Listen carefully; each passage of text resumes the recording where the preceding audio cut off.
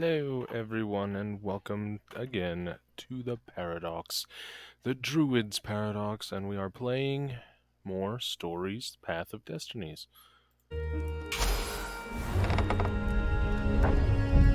I am also I didn't announce it yesterday, but any VODs that I The clouds parted over the Isles of keep, Boreas. will It was be time to added choose. to a YouTube The channel. rebellion was in trouble. Ravens were scouting for the secret rebel base. They needed a game changer. Pieces of the Sky Ripper had surfaced. Or so a scholar in the mountains had told him. Surely the weapon that banished the lost gods could defeat the Emperor. Also, a temple had risen out of empty desert. The Emperor had brought the Sky Ripper pieces up out of ancient burial by his obscene rituals. Could this be where the Iblis Stone was hidden? Someone better get it before he does, thought Renato. And also, his old friend Lapino needed rescuing. Of course, Renato had a pretty strong suspicion that Lapino had betrayed the rebellion. But could Renato really leave an old friend to the Ravens? Yes.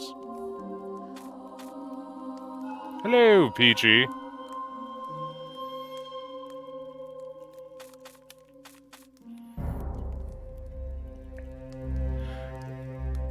This is Stories Path of Destinies, and it is sort of a choose your own adventure with it also being a hack and slash style game. So, you choose the first option we have, either going down, finding with our old friend, finding a piece to the Sky Ripper, because I've already been down these two paths a little bit, but it branches and branches and branches.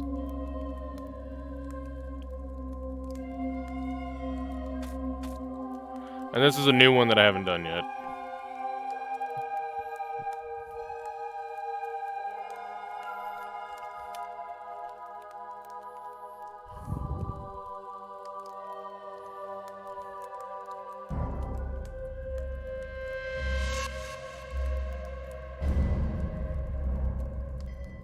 So far, yeah. I just started the stream just a couple minutes ago.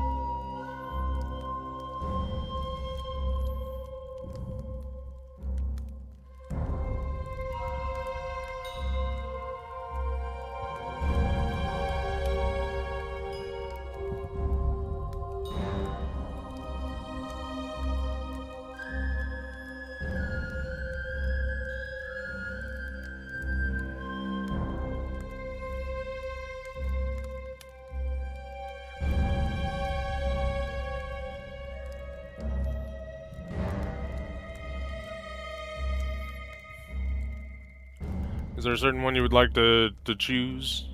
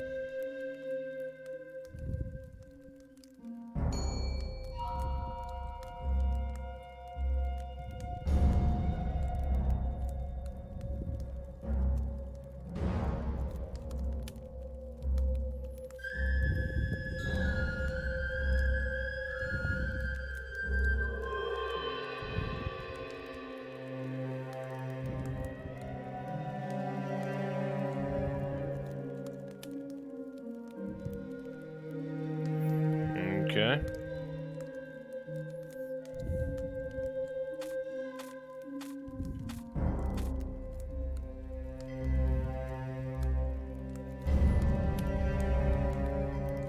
Just a moment.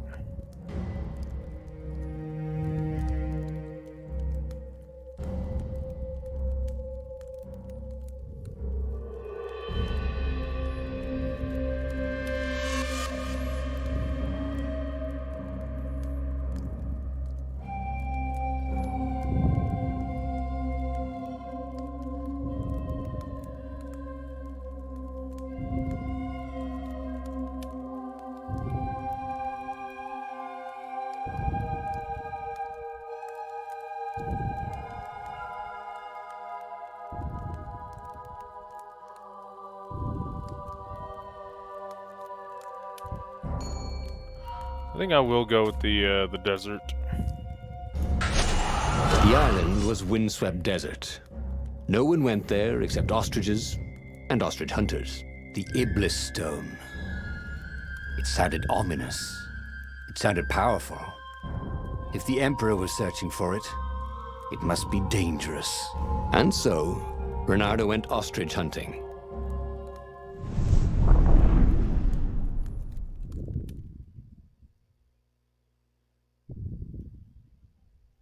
Every child could sing verses about the Sky Ripper, but ancient codices held hints of other things. A stone that ate souls, a ruby that drank blood, a jewel only a righteous man could give away. Were all these things the Iblis Stone? Long hidden in a buried temple? Another ancient item that was only resurfacing now? Drawn up from the deeps by the Emperor's horrific rituals? Maybe.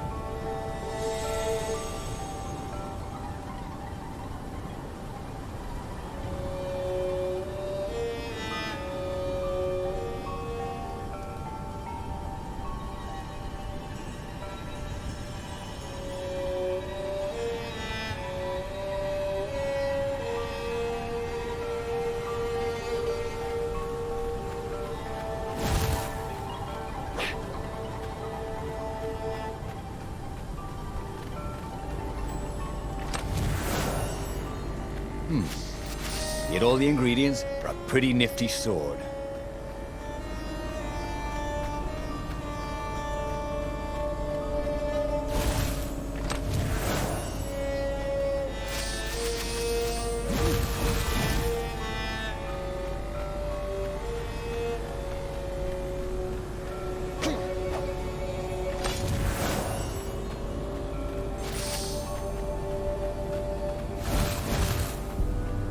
Crafting bench. Bernardo wondered what he could make with it.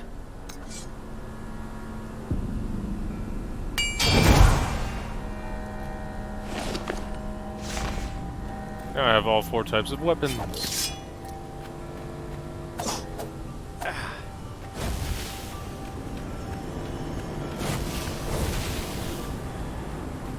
The air here tasted bitter. The steps were too tall for a person. The entire place felt restless, like it had been vexed to nightmare under the dust, waiting for its hour to come around at last.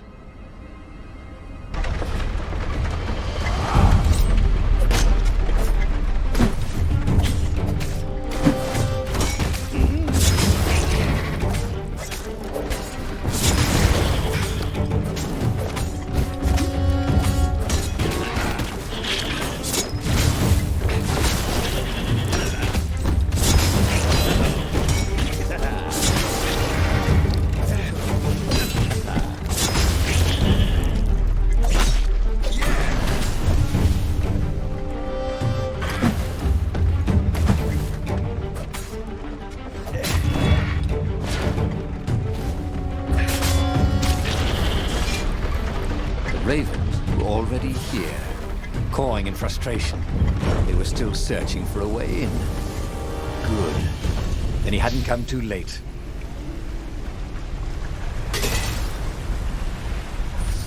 Bernardo hoped his mother wasn't watching.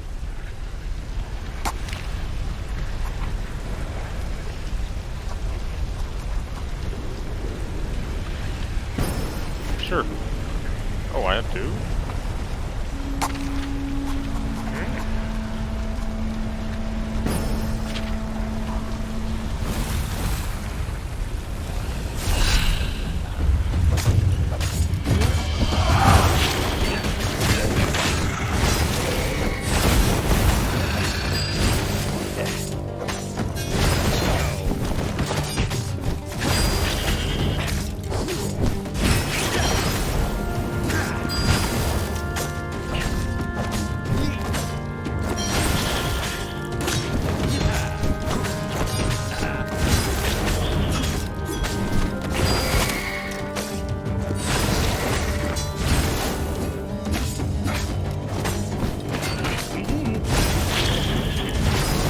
Surprisingly unwounded.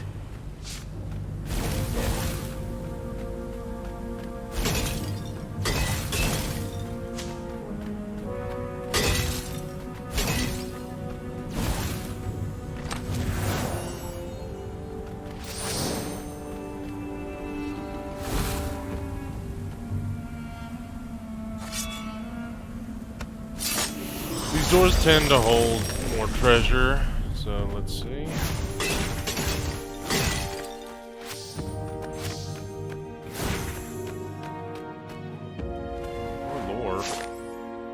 Find the stone. You have been chosen in this critical mission of your for your ability to follow orders to the letter without question. Do not believe the naysayers. Your score in the intelligence test is only proof that you are better geared than anyone else to follow orders. Take pride in the knowledge that I, your Emperor, have handpicked you for this mission. Follow the instructions to the letter. Always travel in pairs. Do not look at the engravings on the walls. Do not lose the hermetic box. When you find the stone, immediately place it in the box and seal the box. If you hear a voice in your head, ignore it. Remember, the temple is haunted, obviously.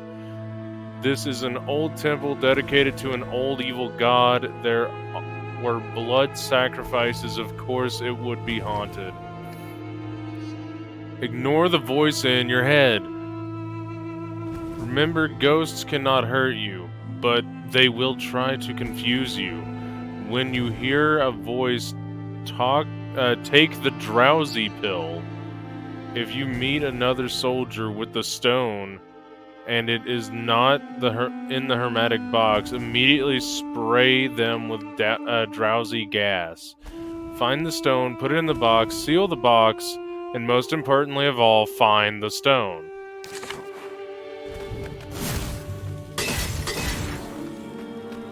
Wait, what? Someone needs the stone. How was he outside?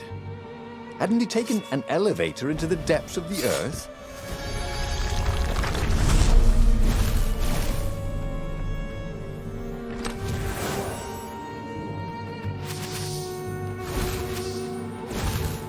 Welcome back.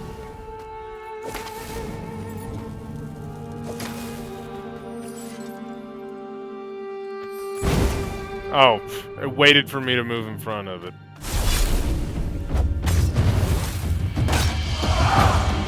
I think this is yours, said Reynardo. But he couldn't hear his enemy's answer. Eh.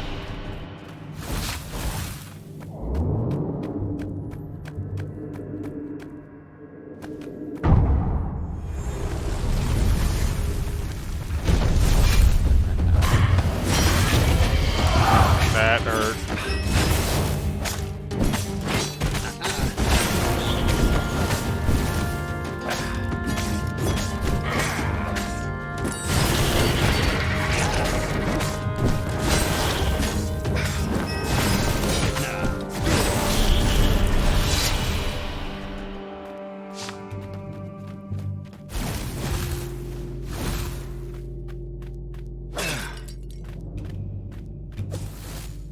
Hoped his hook didn't break. Elemental resistance level 2 isn't bad at all.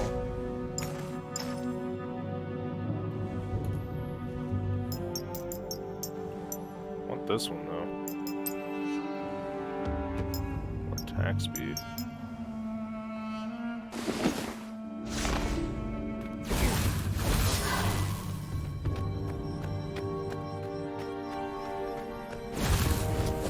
When I build my castle, thought Reynardo, all my gates are going to open with buttons, and all the levers will drop rocks at your head.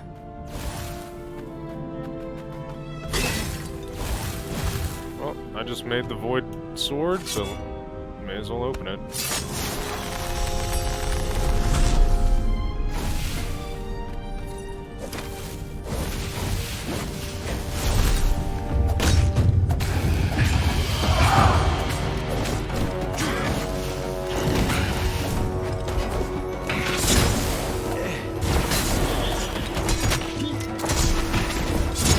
Barely landed a claw on him. Ooh, crit chance level 3. Love crit chance.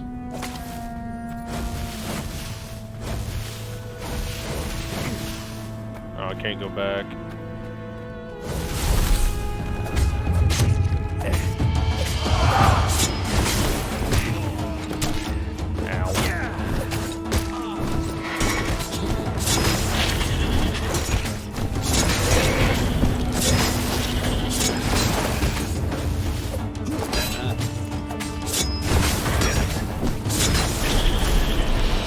Renato wondered if he could learn to cook this way. Probably not.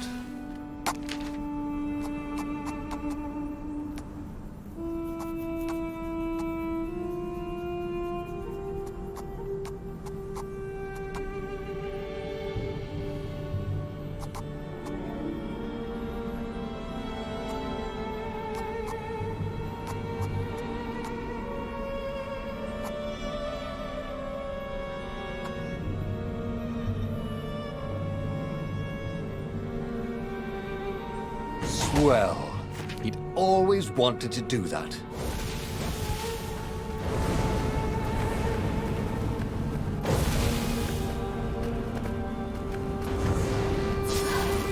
One loaded back? Oh.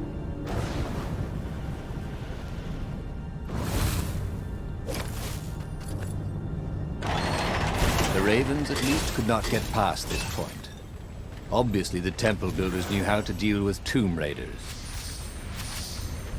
Sometimes, all you know is what you know. You know?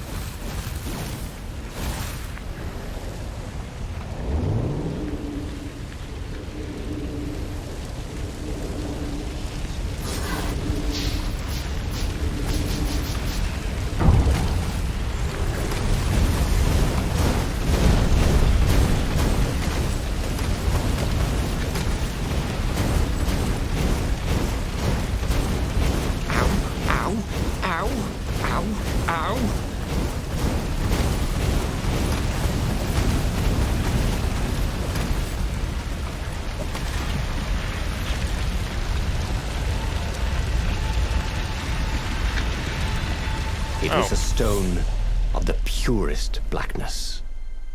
It reflected no light, like a void made solid. Nervous, he picked it up.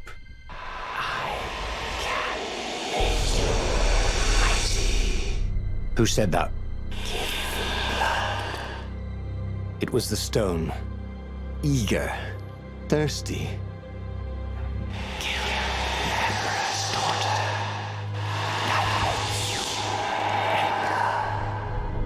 That seemed tempting and terribly wrong.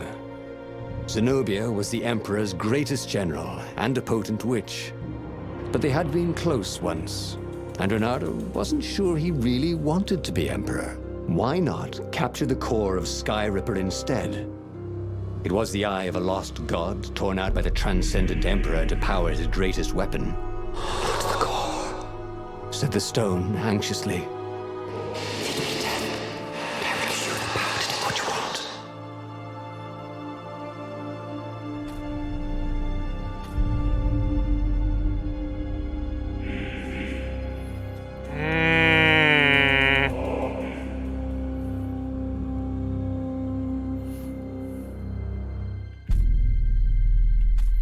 You know what?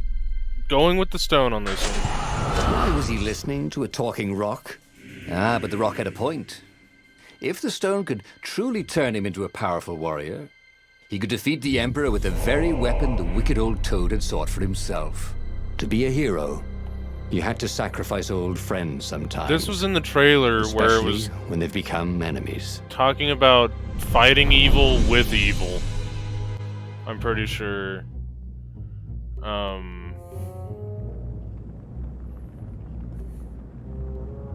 As he placed the impossibly black crystal in his gauntlet, Renato had a sudden vision. Charred fields covered in dead ravens below a black sun. Was it the time of the lost gods before the Transcendent Emperor? Was it the future? Feed these souls, it whispered. Take the power.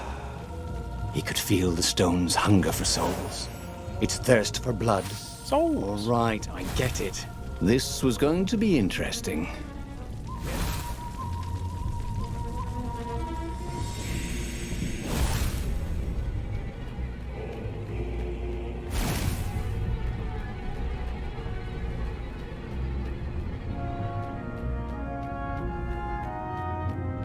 Just looking around a little bit. Looks like it's a one-way. But maybe there's a teleport He'd once been a back. pirate captain, He used hooks to get around his ship. Oh, what was his name again?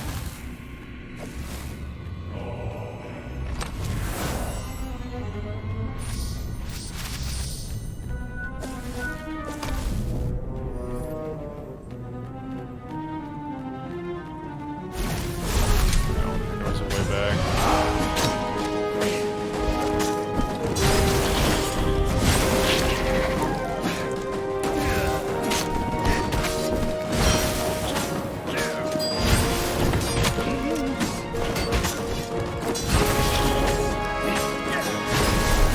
The ravens on Zenobia's island were no match for Reynardo.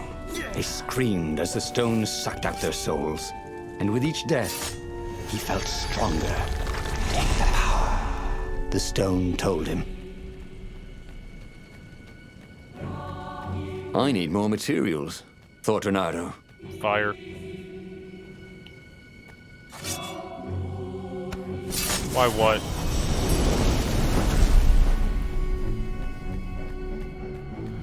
The other two ones I've went down in terms of the paths was completely allying with my friend and then completely building an ancient weapon.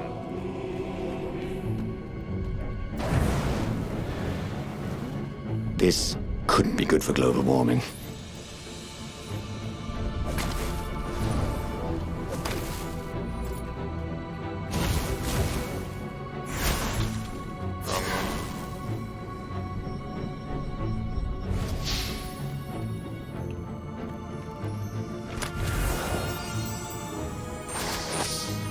Treasure hunter means I should be able to get more ore and stuff. It wasn't his fault. They looked so breakable.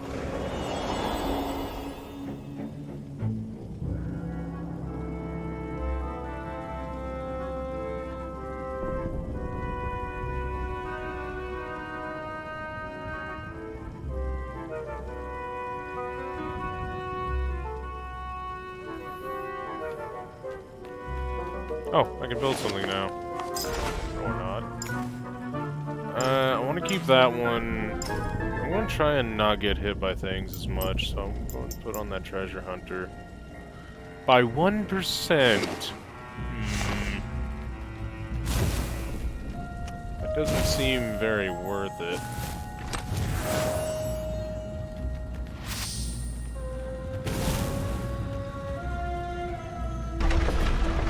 Zenobia was leading the Imperial Ravens here. She loved to be in the vanguard, where the danger was, where she needed her wits. Reynardo pitied whoever she was fighting, especially if it was him.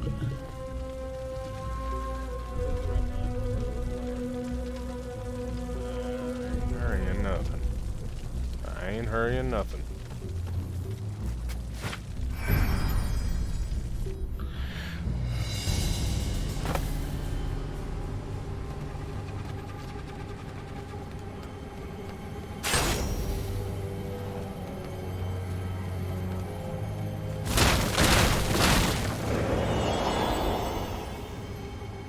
What?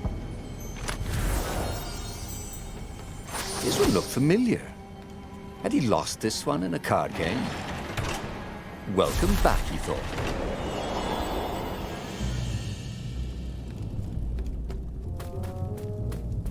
What? Zenobia was waiting for Reynardo. She was alone, confident as always. Fire danced at the tips of her claws.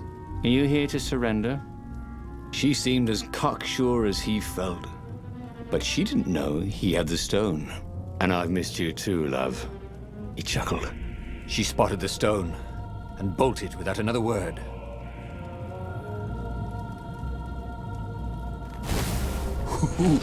Ooh, a workbench. Did he have any jewels he hadn't tried out? He had. 40% ain't bad.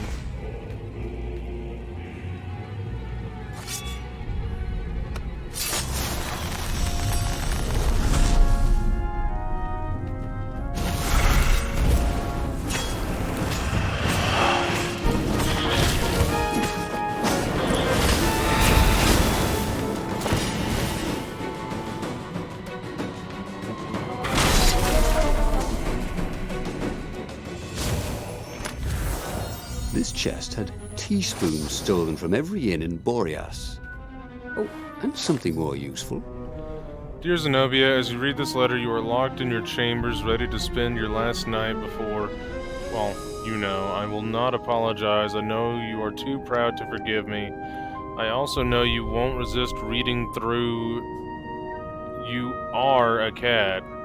As much as I'd like to try and educate you like a proper toad, I swear to you, you have to believe me that I did not plan all this when I adopted you. You have always been my special little kitten. That is why I am writing this now, weeks in advance. I know I will not have the heart to do it the night of the sacrifice.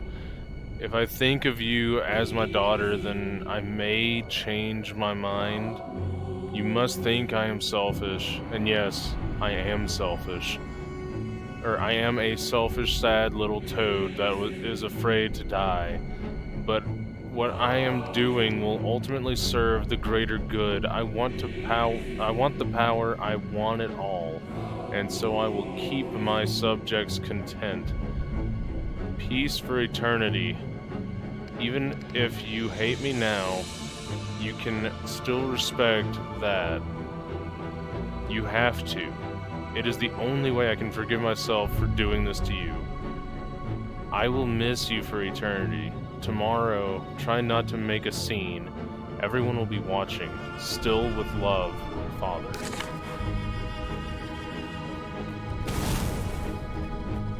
Damn.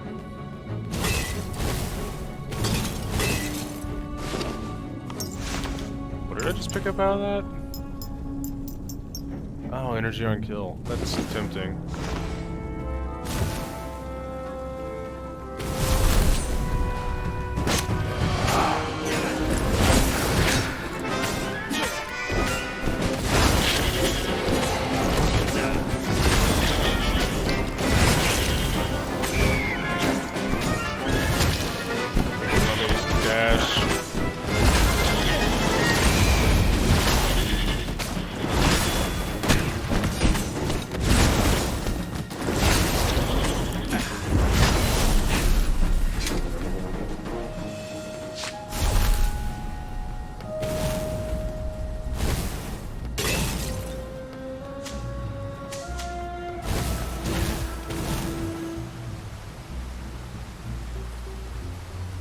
Finally, Renato caught up to her. He had never seen her scared before. At school, she'd been the determined, brave one. Now her eyes were wide, frightened. He didn't like seeing her this way. "Kill her," whispered the stone. "You cannot win your rebellion without it." "Please." "No," said Zenobia. "Not that way." Oh, they had been so close once. Could he really feed her soul to his demonic gem? But if he spared her, he would not get the full power of the stone. Oh, how could he be the hero he wanted to be?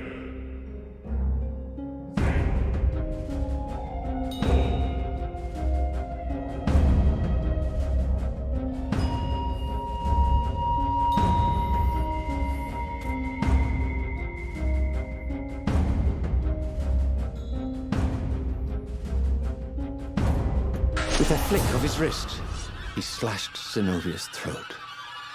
Her eyes widened even more, and then the light went out of them. Renato felt amazing. Power was rushing into him like water from a burst dam. Oh, such brilliance, exulted the Iblis stone.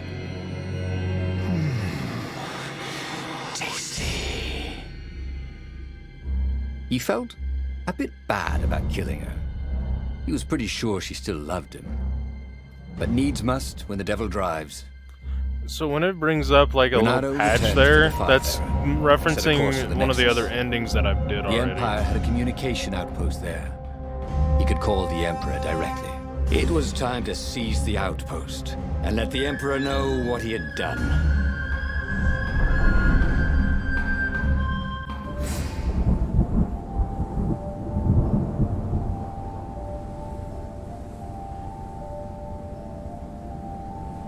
The Nexus was beautiful. He never realized how beautiful. Everything glowed. The wind was so sweet. The sun so soft. The stones so warm. The black raven feathers. Black feathers. Suddenly, his eyes are filled with them. He's falling through smoke, under a dead sun. A voice calls him home. Is this a vision? Whose? Is it the time of the lost gods? Or the future? No matter. What mattered now was killing his way to the Imperial outpost and challenging the Emperor from there.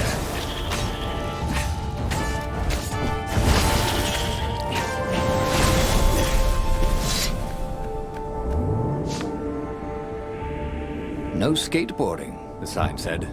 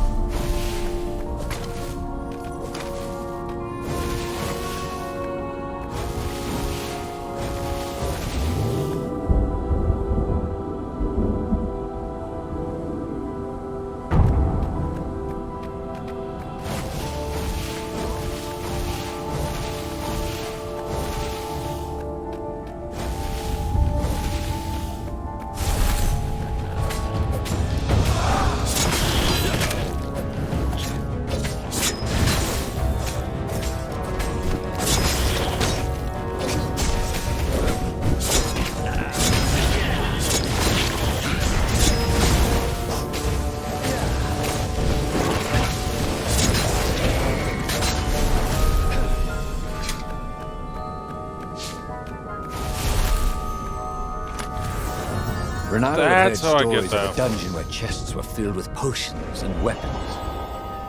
Fairy tales.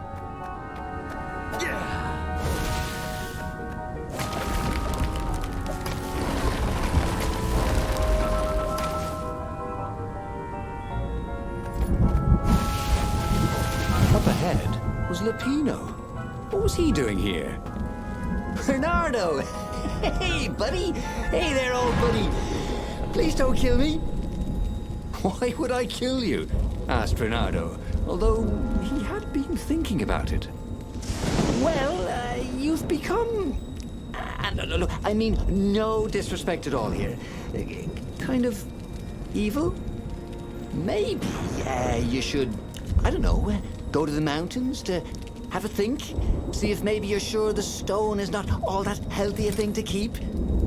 I suppose you wanted, Renato said, and poked Lapino in the chest for emphasis. Oh, had he just killed Lapino? Oh, damn it. Oops.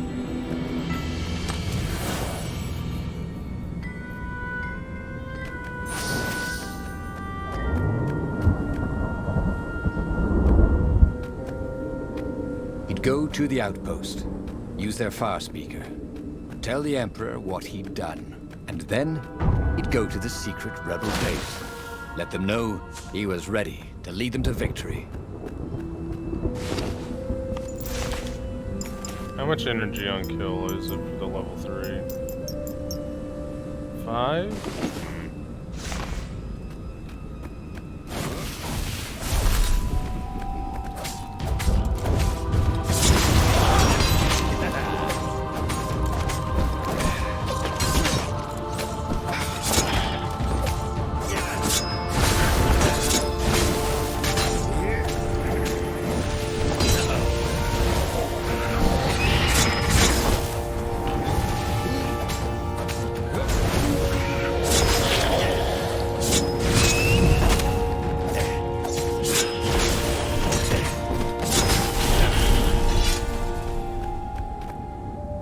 Renato rampaged through the Imperial outpost like a water buffalo rampaging. At the last moment, he remembered not to kill the far speaker toad. After all, he wanted a word with the Emperor. But there was only silence. The Emperor was scared, like little girl. Well, he would gather the rebel army and slaughter the Imperial fleet. Yes! Applauded the Iblastone. Tremendous. Then the Emperor would have to answer his far speaker, wouldn't he? Who are you? Asked a distant voice that sounded uncomfortably like Zenobia. What have you become? The mountains. Go to the mountains, urged another that sounded a bit like Lapino. Oh no, we're going this one all the way out. Renato called the rebel council to let them know to gather their forces. Then he killed the far speaker toad. Why? Oh, because to make sure his sword was sharp. Oh no, that's awful. So no one else could use it. Yes, that's it. Then he set off for the ruins and the secret rebel base.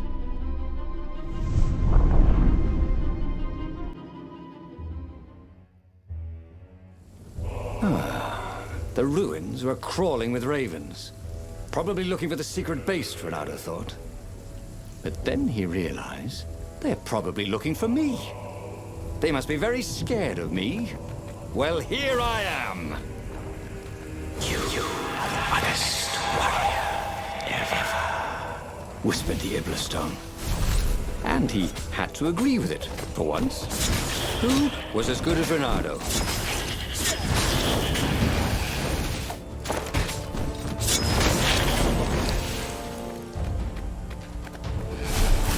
He missed her. Not Zenobia. Hypatia, the kid's mother. Renato had never thought he'd date a librarian.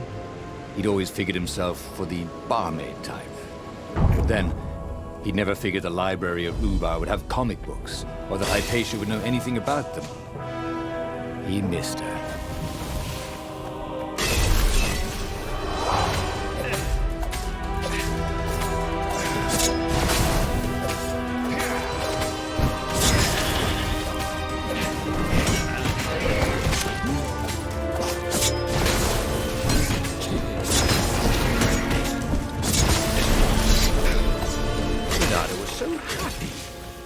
The stone was the best friend he'd ever had. Really? Who would bury such a treasure in the desert? Soon, he'd go rally the rebellion and usher a new age for the islands of Erda.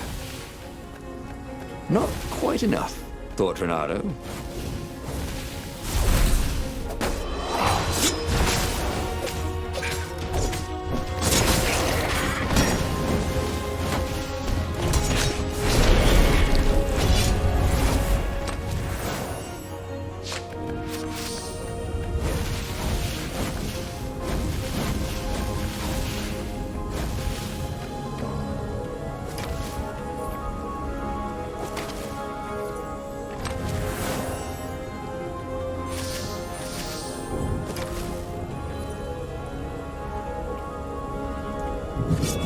The mysterious sword from the east made you so fast you could catch a fly with your chopsticks. If that's what you really wanted.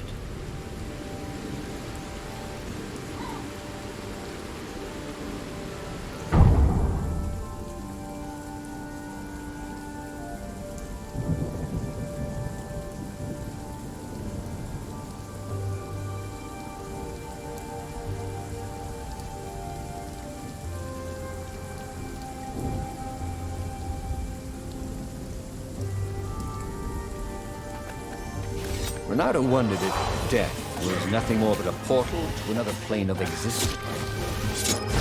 He didn't particularly want to find out.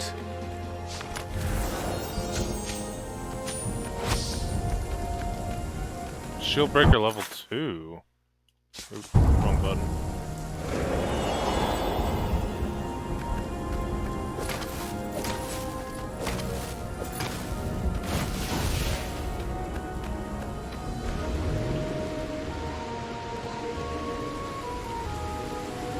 Oh, there was a workbench right there. So that's what they meant by a firewall. What unlocks a firewall?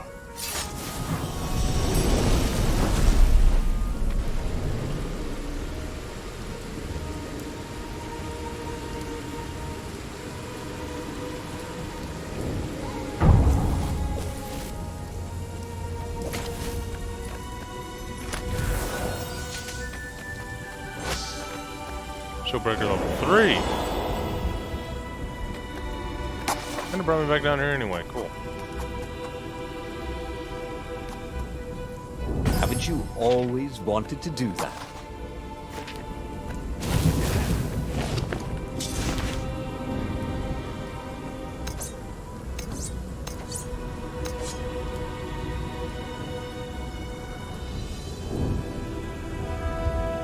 I think I'm going to save up my ore to get that level up.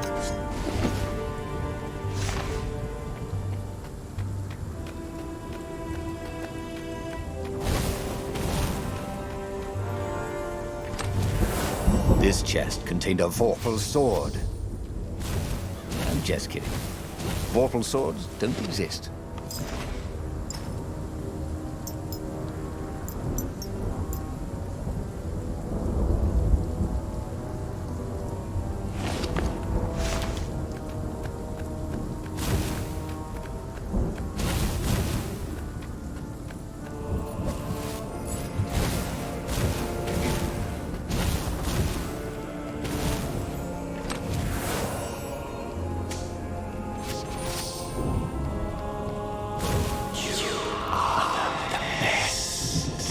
Urge the stone. Let it make you Emperor. I see a letter there. Come to think of it, Renato thought as he put down another raven, why shouldn't I be Emperor? How did anybody get to be Emperor anyway? By making war. Not counting the transcendent Emperor, obviously, who had banished the Lost God when he started time. Yes, he should be Emperor. He would make a great Emperor. Right, Stone? Right, boss. Punish, terrorize, humiliate. The masses have been raising their fists, led by a handful of nobles with too much ambition. It is envy that the power that I seek is something they want for themselves. Are they just criminals who want to steal from us? There is but one punishment for such a crime: death. Make an example of leaders. Damn, I can't read today. Make an example of the leaders. Execute anyone who dares following them. Or is it fear that the sacrifices I have been making would extend to them? Is this a war for survival? Show them the true meaning of fear. Strike them fast and strike them hard. Make them suffer. Burn everything they hold dear.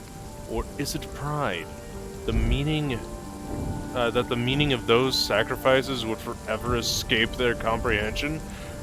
They want inclusion, a say in my decisions. This arrogance cannot be allowed. Take those who surrendered to the salt mine. Let their lungs fill with corrosive dust. Let them betray one another for scraps of food. Let their children watch as they fall into savagery. End the rebellion without mercy. Punish, terrorize, humiliate. Emperor Isengrim III War Manifesto. Renato wondered idly if people who had built these poles had really, really long tentacles.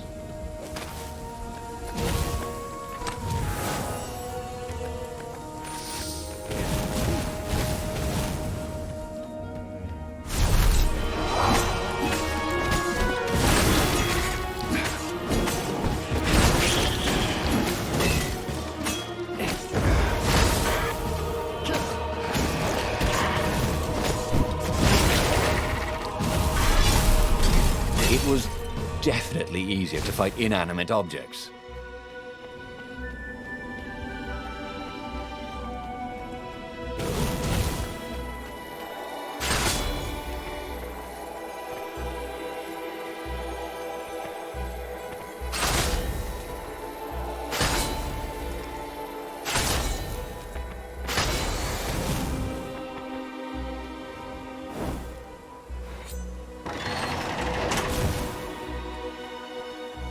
sure there's an end. Ow! That really hurt.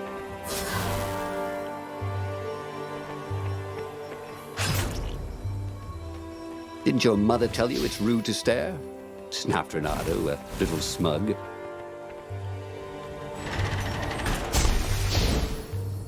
The long stairs. So he was close to the rebel base. Nothing was on fire. So far, so good.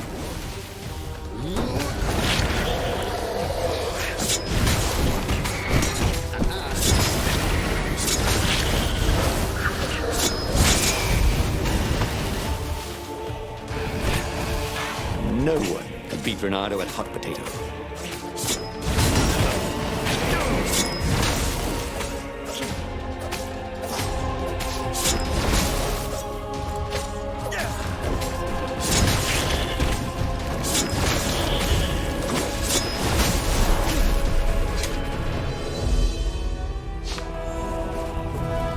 That's the ending.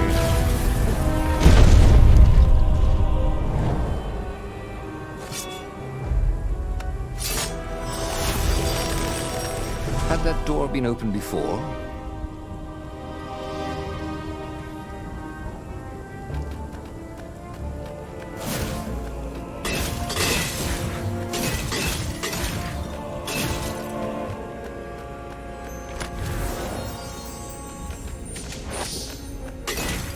Nice. Treasure Hunter 2, meaning probably 2% increase.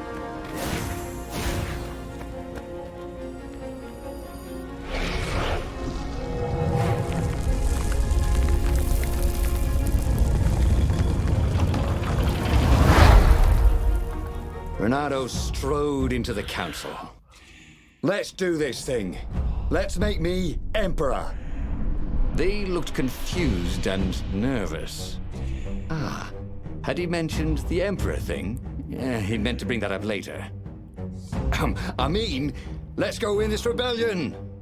He waved his sword. Yeah, rebellion! They ran. Cowards. He'd stop them.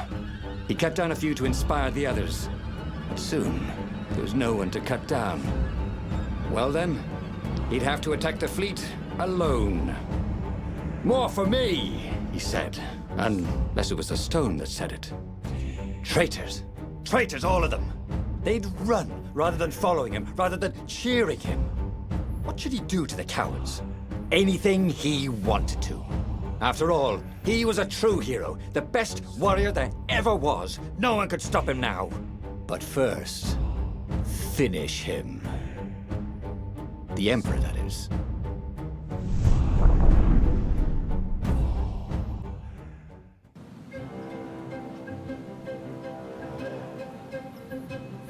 Where was the rebel fleet?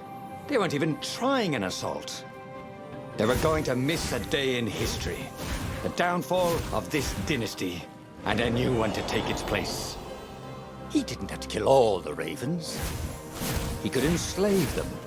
And enslave the toads, too. All the animals would worship him as a god. For he had once been a god. They would willingly give him their blood and their souls. And the world would change. Would become familiar again.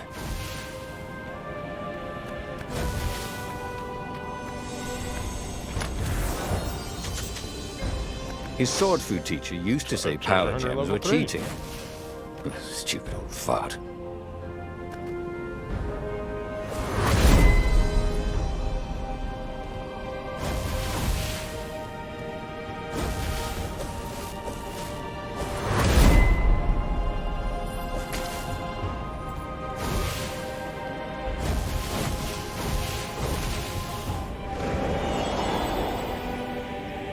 Renato was glowing with dark power. Already the sun had dimmed.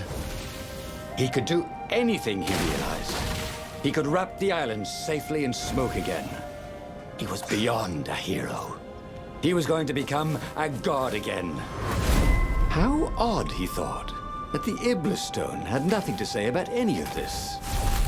Well, no matter. Once he killed this petty Toad Emperor, he would bring back the Black Sun.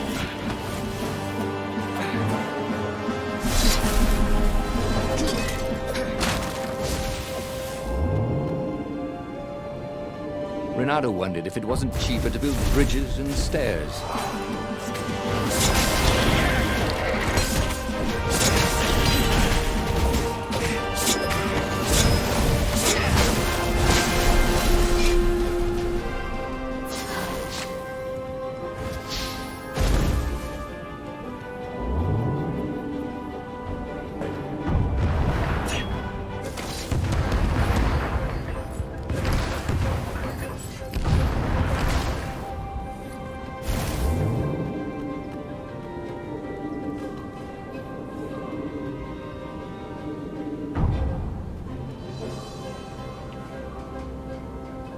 What were these poles exactly?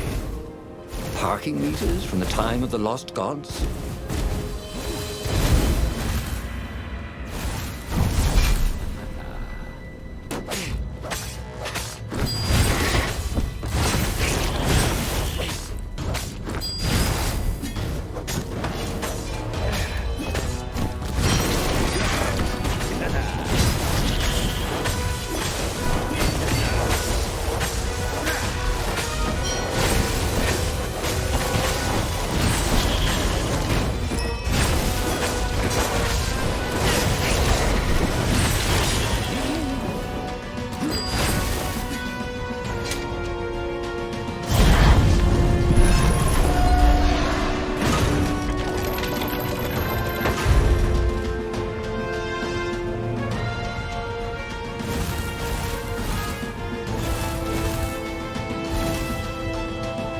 He found the Emperor and the Council huddling by his ship, plotting.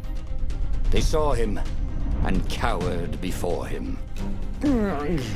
Back to hell, fiend. Croaked the Emperor desperately. In the name of the Transcendent Emperor! Croaked the Speaker. They held some arcane items he didn't recognize. He simply flexed his will and sucked their souls out of their bodies.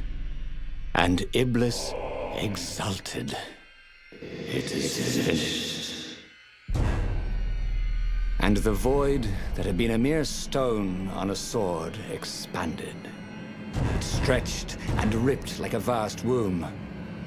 And a gaze, black and pitiless as the sun, passed through the void into the land. And so time ended. And just like that, he was alive again, and back on the Farfarer, still fleeing burning Ubar. The book was still open before him. So, the book was a portal. It took you to the future, when your destinies would branch. He had failed and died 3 times, but he'd learned another true thing. The Iblis Stone was evil. It would try to corrupt anyone who used it.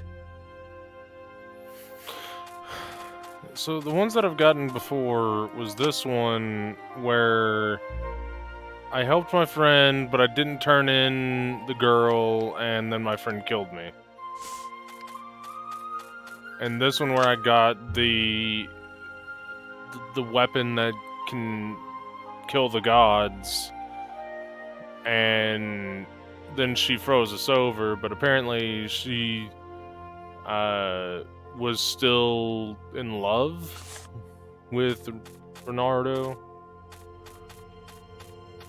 Somehow I didn't get one for this though, because I followed the path for the weapon, but it gave me this one. But he was starting to feel like he was getting the hang of this. There was a way through to victory. He could feel it. He just had to keep running the path of destinies. With that, the book fluttered back to the beginning, and he fell into it. The clouds parted over the Isles of Boreas. It was time to choose. The rebellion was in trouble. Ravens were scouting for the secret rebel base. They needed a game changer. Pieces of the Sky Ripper had surfaced. Or so a scholar in the mountains had told him. Surely the weapon that banished the lost gods could defeat the Emperor. Also, a temple had risen out of empty desert. The Iblis stone was hidden there. It was a dangerous artifact. It could corrupt its user into a bloodthirsty monster. Maybe he could find a way to use it, to take its power without surrendering to its wickedness. And also, his old friend Lapino needed rescuing. Of course, Renato had a pretty strong suspicion that Lapino had betrayed the rebellion. But could Renato really leave an old friend to the Ravens? Yes.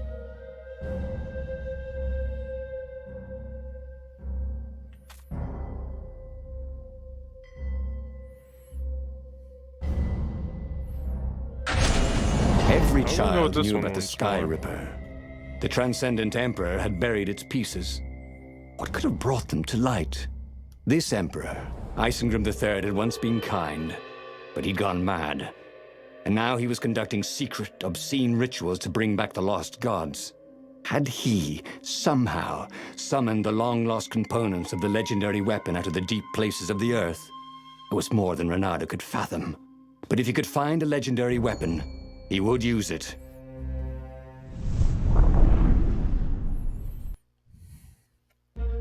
As he set foot on the island, Renato couldn't help feeling a bit curious. Was Lapino still waiting to be rescued? No. He was probably drinking champagne with the ravens. Did ravens drink champagne? Did rabbits? Renato felt oddly thirsty, come to think of it. Why had he chosen the Sky Ripper? Renato never made plans that required constant vigilance. He was a hero. He didn't think too much. He just went with his gut and hoped it all worked out. The Sky Ripper was a long shot. He'd have to devote himself to it. No side journeys, no rescuing old friends. That was against his nature. Could he stick with it?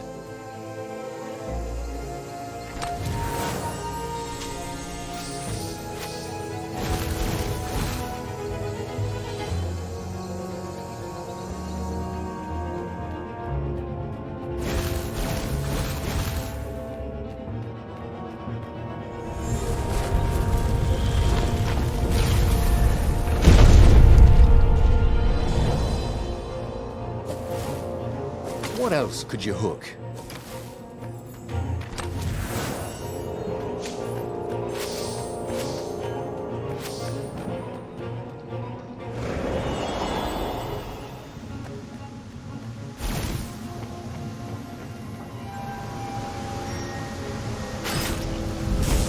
Ow.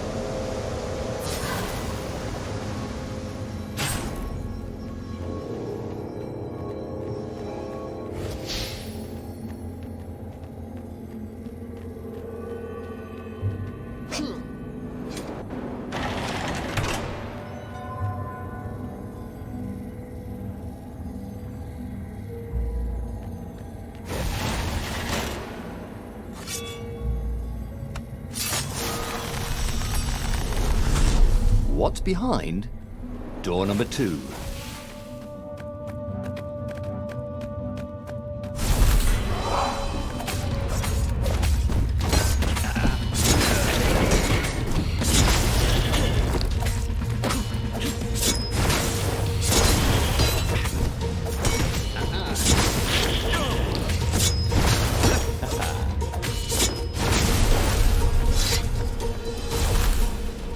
Renato was running out of choices.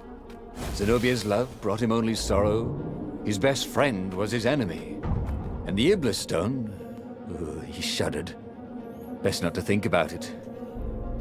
All that was left was the Sky Ripper, a weapon powered by a god's eye. So be it, then. The truth behind the Sky Ripper is shrouded in a thick fog. The most believable tale is that the Transcendent Emperor used the Sky Ripper to... Oh, I read all this already. I read it in the first part. Which is up on the YouTube channel, and still on VOD on Twitch from yesterday. He needed some way to break the ice with this wall, so to speak.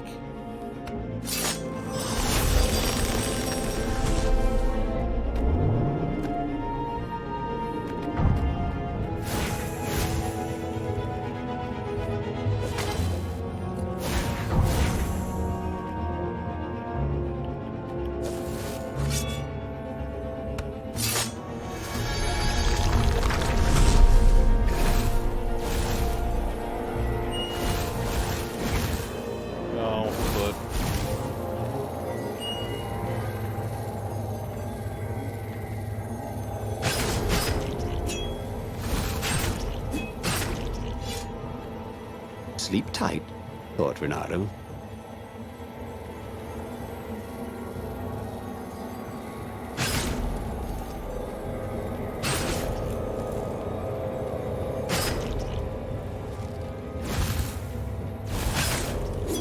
I hate these things.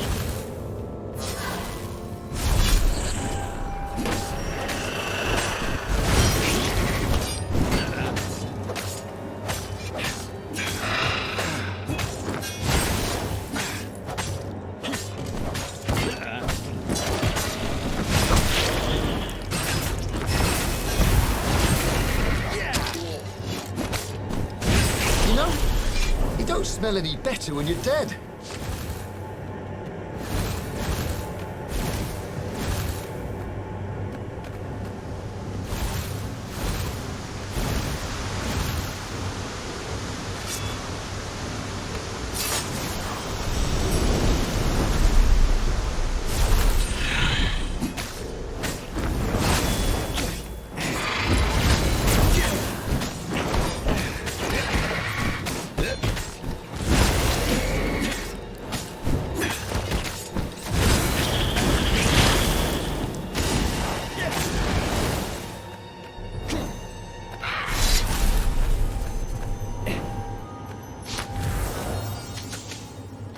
Boy, someone has spent a lot of money for a graduation present.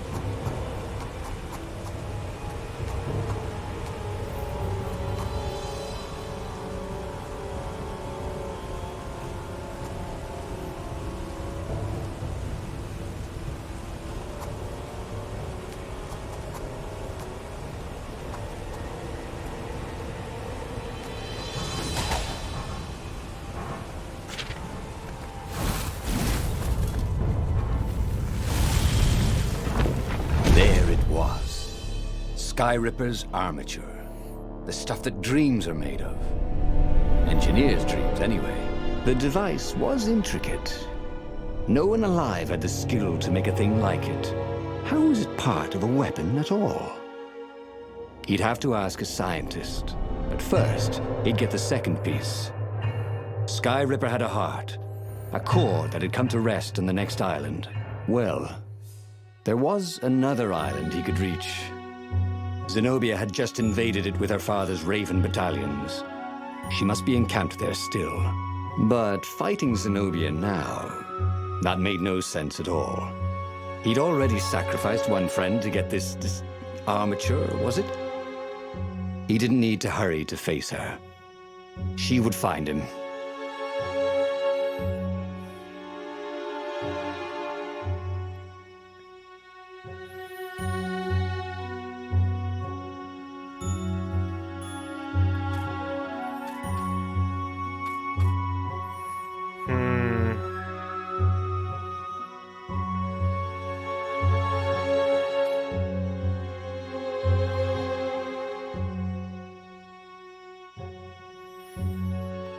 I want to continue this one and It was a then branch no-brainer. off.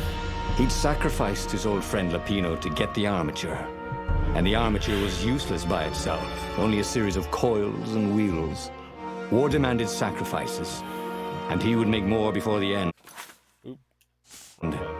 He would have to choose the greatest good no matter how much it cost him.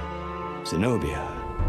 Well, he would see her sooner or later, across a battlefield or a sword's point before all this was over.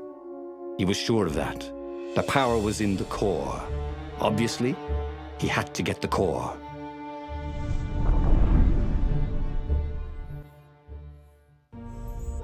He looked up at the old trees around him.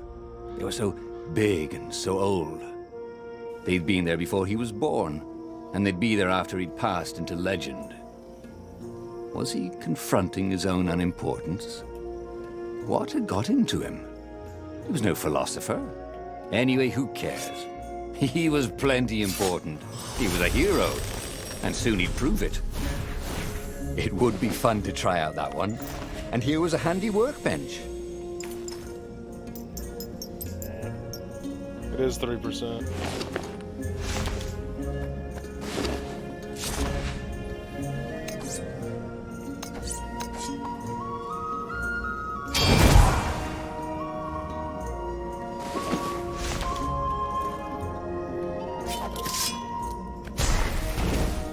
Dang, I like that. Dear Zenobia, the director of the Academy has told me how much he was impressed by your academic performance and leadership.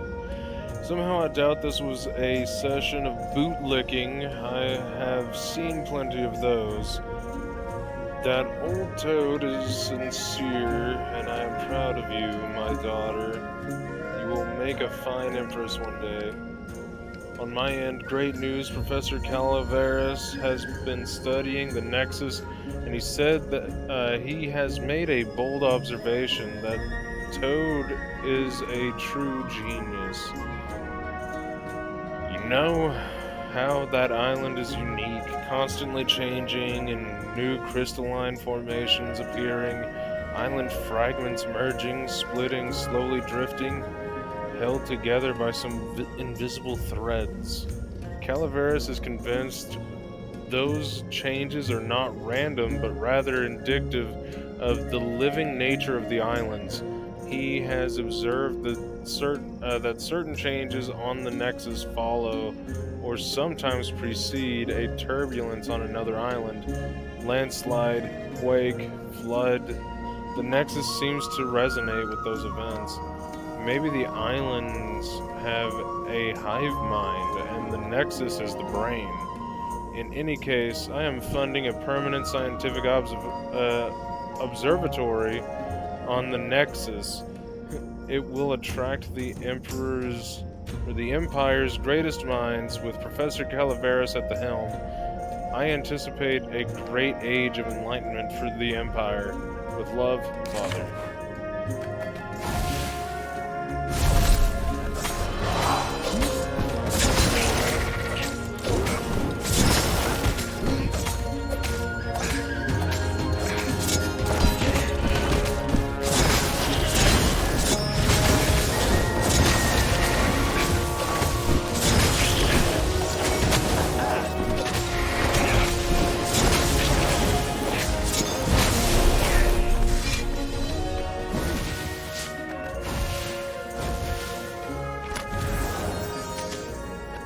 The rock felt hot in his hand.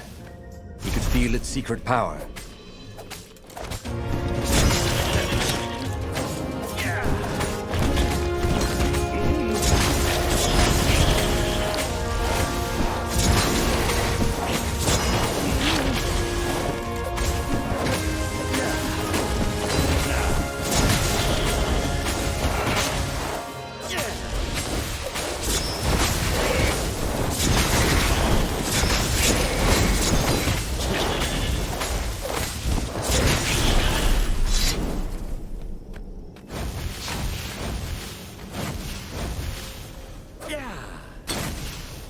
Smashing things was fun.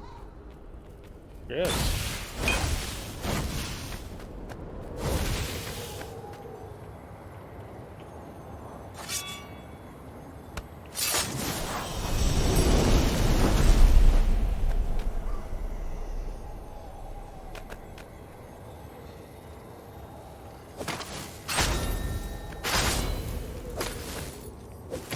You almost never saw wild gogglers together like this. The toads had to train them not to peck each other to death. So these Peck? had to be Imperial gogglers. That meant ravens were up ahead. This was definitely better than pulling yourself up in a bucket.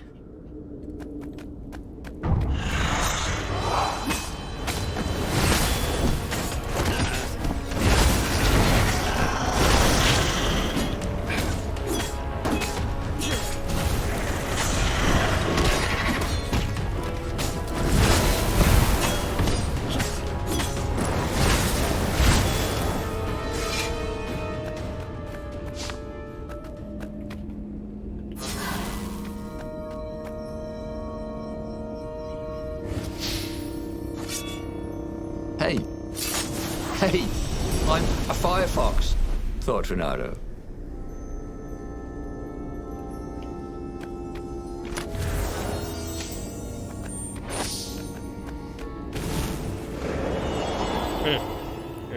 Firefox. There were fewer and fewer trees. There were only these huge crystalline growths. Had those been here before? He no longer heard birds except for the feverish cawing of the ravens when they attacked. He couldn't smell the small animals of the forest. The mice and rabbits. Where had they gone?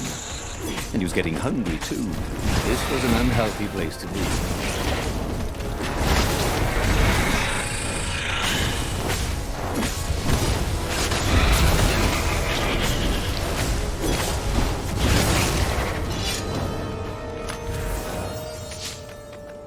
The right jewel could really give you an edge.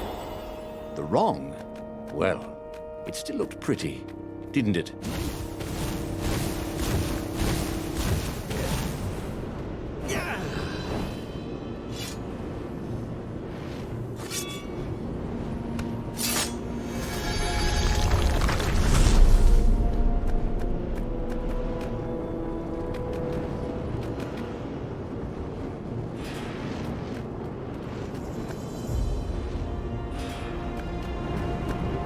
Open, says me.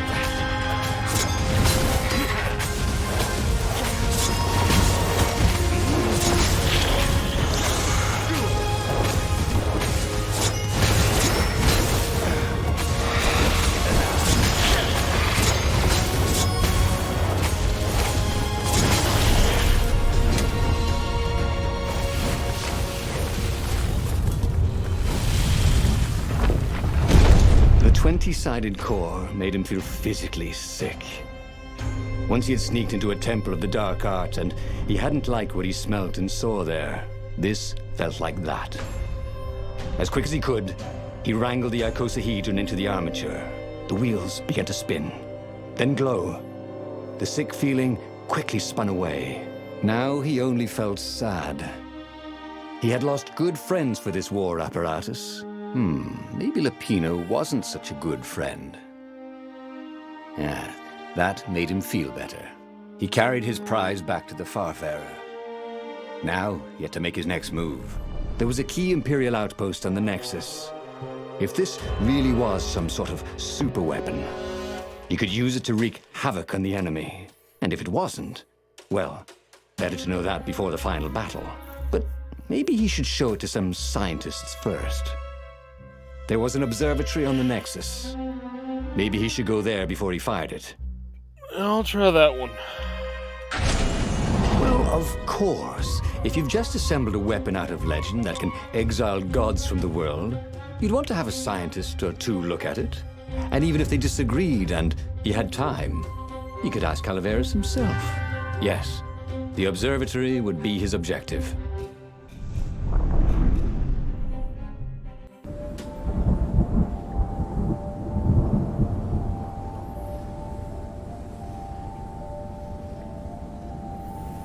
Why had the parts of the Sky Ripper only surfaced now, thousands of years after the Transcendent Emperor had dismantled it?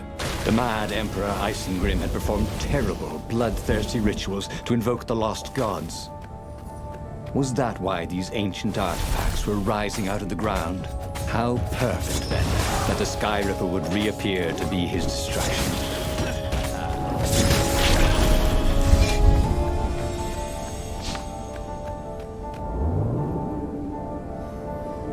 There was an inscription.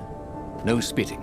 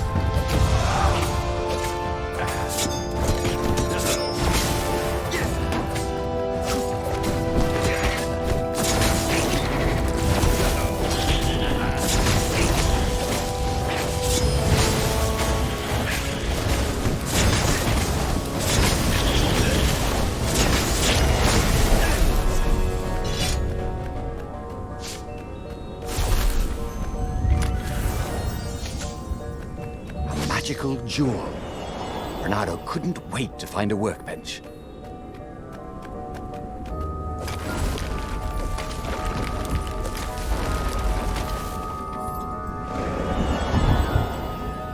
A legendary weapon was exactly what the rebellion needed.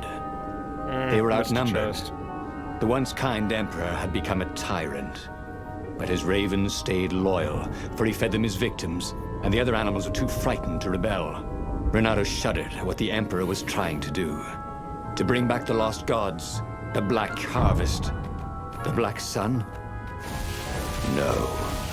He would stop that, Toad, no matter what the risk.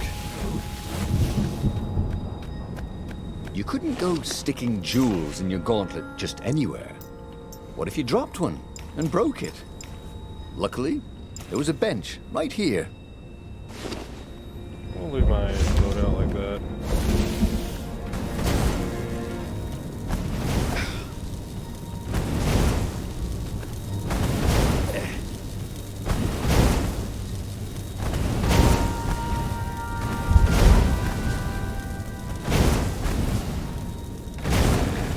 Energy spheres.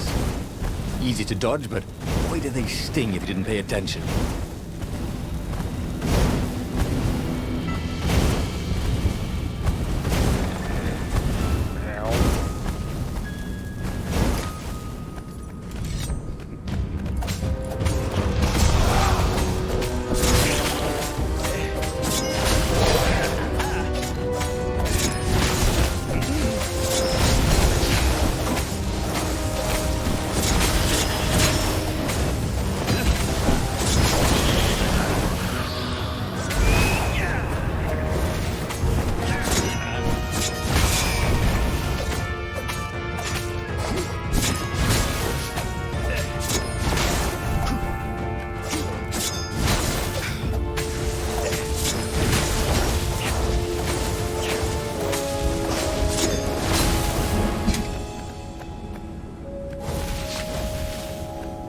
What was really fun was hooking yourself onto a moving ship.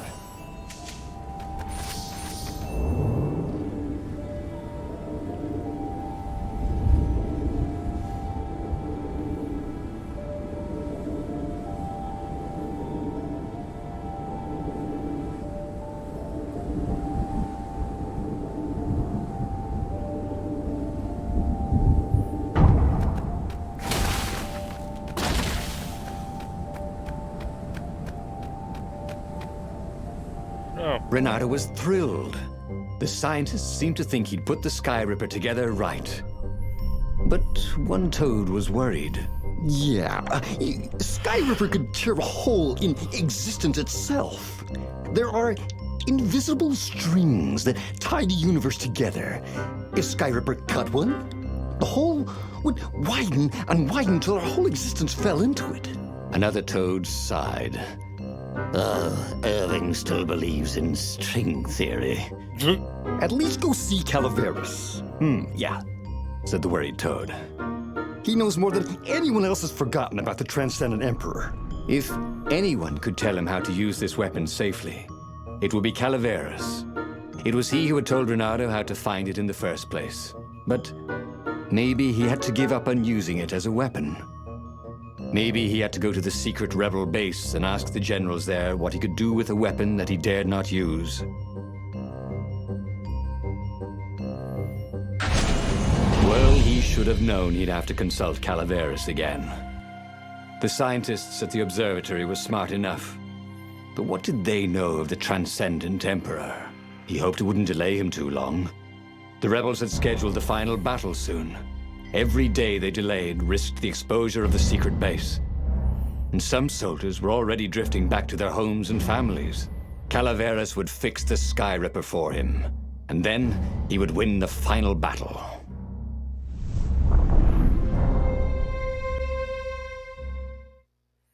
Maybe it was the cold. But after a few steps, Renato's optimism started to slump. What if Calaveras couldn't help? Did Renato dare use the Sky Ripper? Oh, he hated that he had chosen this path. It was so much simpler to rescue friends and attack enemies. Even if some of those friends were more trouble than his enemies, some of those enemies had been friends before and might be lovers after. No. What? Okay, it wasn't all that much simpler, no. Physics made his brain hurt. That, at least, he was sure of.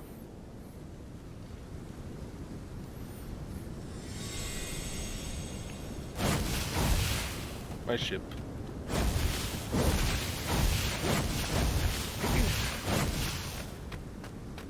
He wished there were more pylons he could use the hook on. Really needed to construct additional pylons. God, no. They really had to make that joke.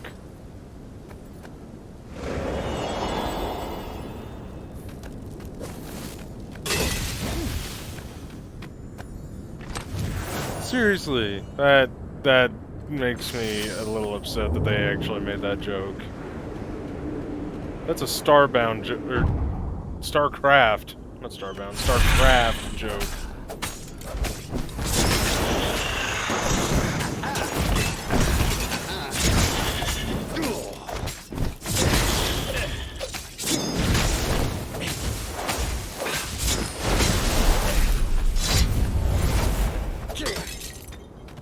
I never Tried get to much focus style. on the now. The ravens who seemed everywhere all the time. Where did they hatch from? Were there giant raven hatcheries somewhere, or did they have families? He didn't want to think about raven mummies raising their darling raven chicks. Yeah, Calveras would help. He would make Renato feel better about using the Sky River. Then Renato wouldn't have to worry about ravens ever again.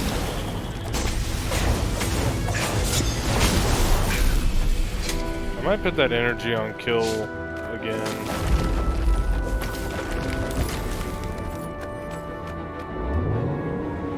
Oh, there was a void door down there. There was a sign. Probably led to a chest. Take the goat across first.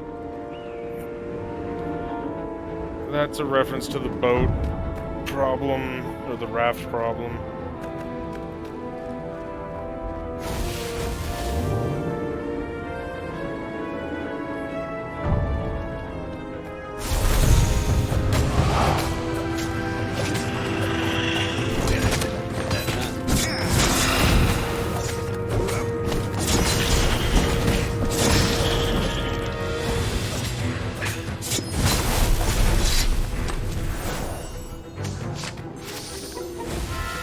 It's going to take me a while to get a level up.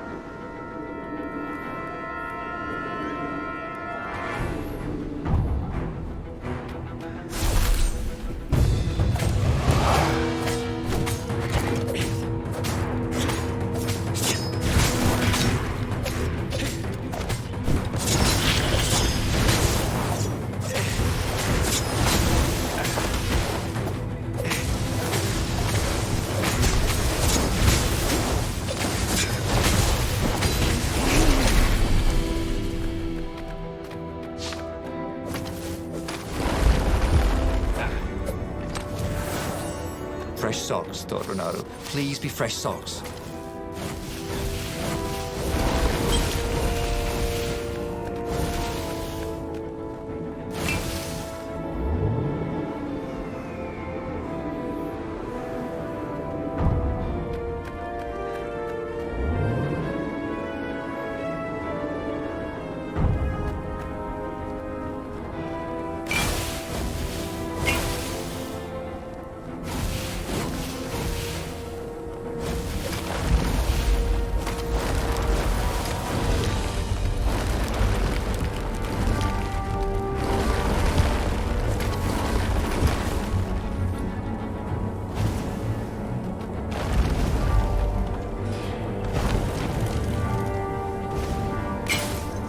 What was the point of this gate?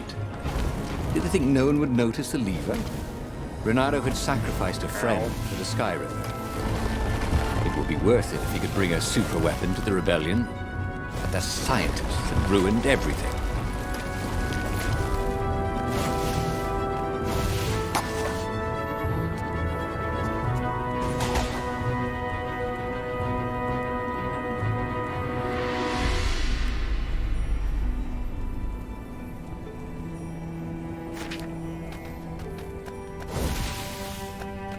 Hello, Calaveras. Calaveras had never let him down. Yeah, of course I can make it work better.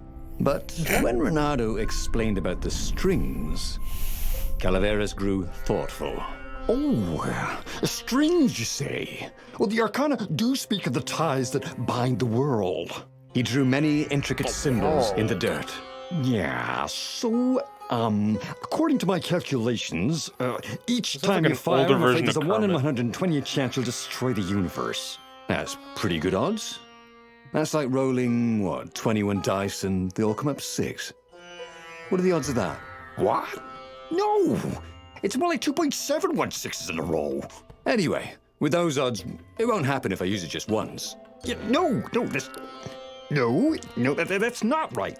Each time you use it... Okay, look, just don't use it ever. All right, I guess. As he sailed away from the mountains, Renato could see clouds darkening. Rain? No. Ships. Imperial ships, swarming thick as bees. This was it. The big battle. They could not afford to lose this one. What if it did not go well? What if he had to use the Sky Ripper? Could he gamble the universe? On the other hand, what were the odds of rolling 21 sixes in a row?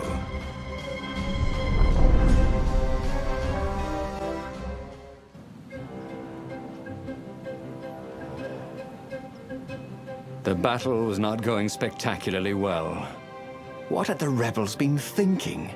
They'd been thinking he would bring the Sky Ripper, or the Iblis Stone, or that he'd sideline Zenobia somehow, or turn her. Couldn't he use the Sky Ripper just once? After all, if chances were 1 in 128, that meant he'd for sure be okay the first time. They'd get worse don't each think I'm time he gonna used mess it, with but Treasure Hunter. the first time would be okay, right? He wasn't sure that it was right. So he didn't fire the Sky Ripper. He just brought it along, in case.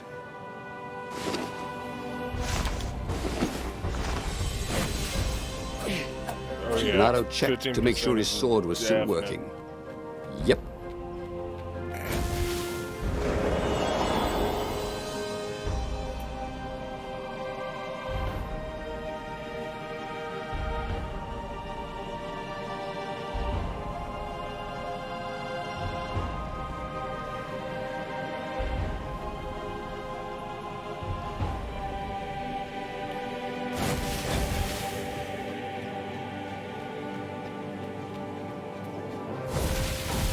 May as well explore the side paths.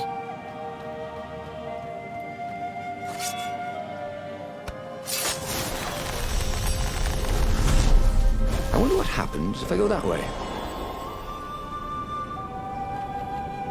I mean, I know I just went this way on the other run, but I'm kind of curious now because there was 2 red chests on this path, I think.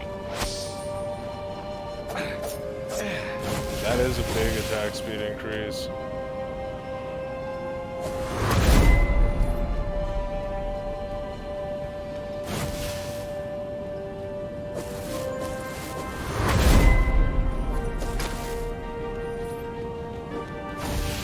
Now that all I have are level 3s, is it going to start Someone giving me had level told him the 4s? odds didn't change just because you'd had a streak of good luck.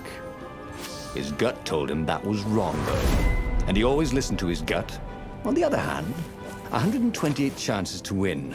But one of them to destroy the universe. That seemed a bit serious. Maybe he could defeat the Emperor without firing the Sky Ripper. Maybe he could bluff, but with a real weapon. Like in cards, when you had 3 knaves, but you pretended you had a Fizbin. That could work. Jesus! hit. He thought. I just got juggled.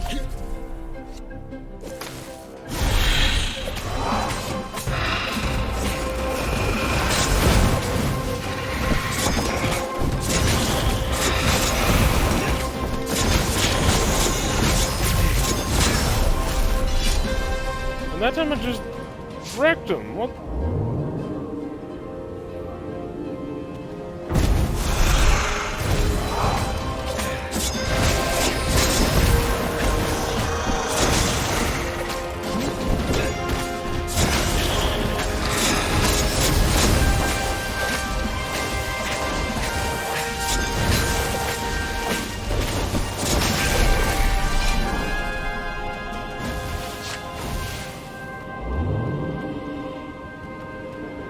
was an engraving. Maximum capacity, 130 people.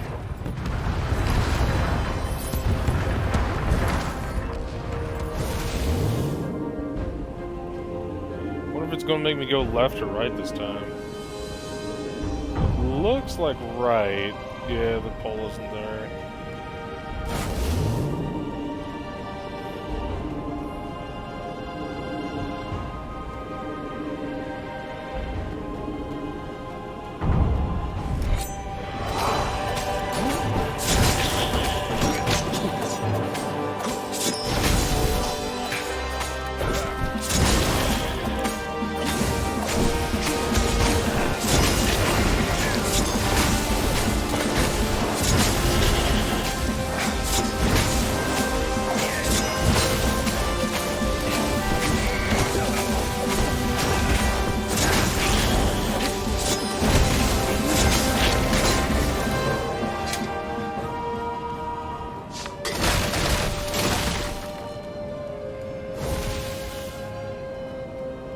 He set up the Sky Ripper and let it warm up.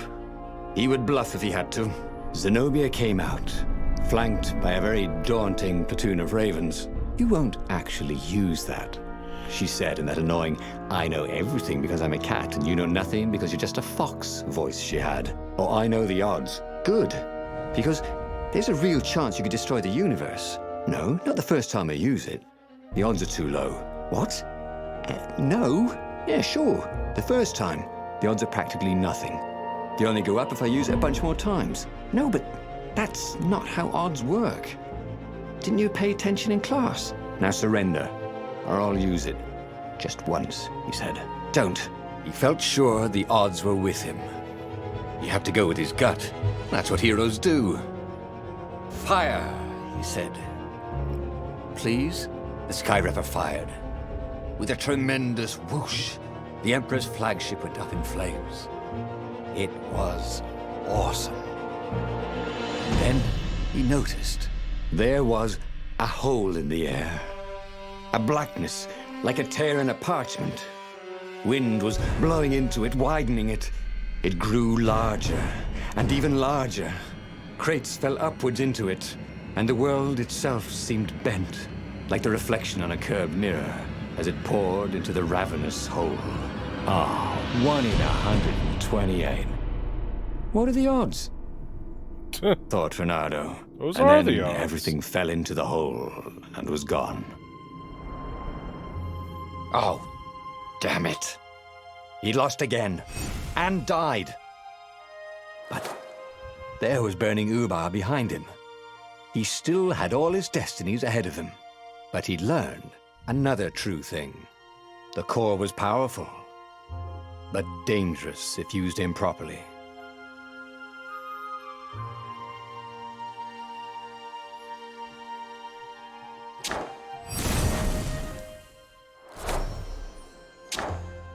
Oh, +2 levels. Cool. What about this?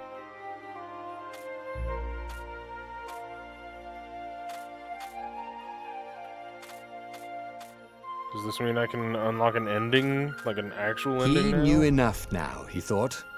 All these truths tumbling around each other in his head. There must be a way to puzzle the pieces together. If he used everything he knew, he could discover a new path to destiny. The book's pages fluttered to the beginning once again. Faster than before? And he fell. The clouds parted over the Isles of Boreas. It was time to choose. The rebellion was in trouble. Ravens were scouting for the secret rebel base. They needed a game changer. Pieces of the Sky Ripper had surfaced. Reynardo knew that using it could go catastrophically wrong. But he was sure he could figure out how to use it safely. Also, a temple had risen out of empty desert. The Iblis Stone was hidden there. It was a dangerous That's not the artifact. same picture. It could corrupt its user into a bloodthirsty monster. Maybe he could find a way to use it. To take its power without surrendering to its wickedness. And also, his old friend Lapino needed rescuing.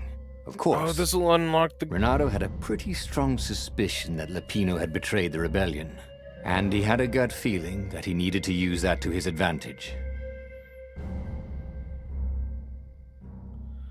But if I do that, this would be the final truth, wouldn't it? I'm going Renato to try it. finally Either way, I'm going realized to that unlock everything Lapino else. was a traitor to the cause, and maybe Renato could use that somehow. I see. Renato couldn't quite put his paw on when he'd realized Lapino was working for the Empire. He'd never exactly seen Lapino sending coded messages to the palace, but he was sure. The rabbit had been on too many disastrous missions where he was the only survivor, or where he accidentally missed getting on the boat that went down to the abyss in flames. If Renato could prevent Lapino from getting back to the fleet with all the intelligence he'd probably gathered, it might be worth the trip.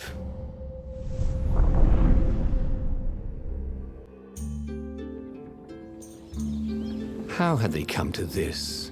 They'd been on so many adventures together. Lapino had talked Renato out of prison at least 4 times, and Renato had rescued Lapino from at least 2 lynch mobs.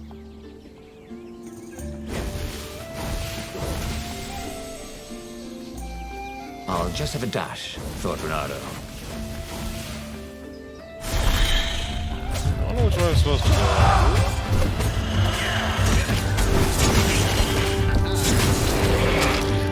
Ow! That didn't even give me a notification of attacking.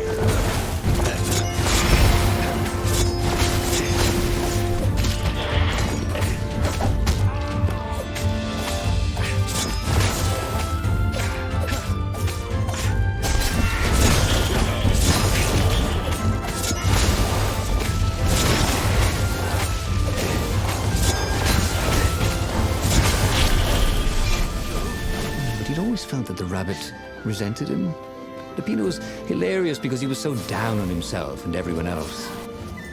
But behind the laughs, he wasn't a happy camper. Oh, was this payback? Or did the Empire have his little white tail in a vice?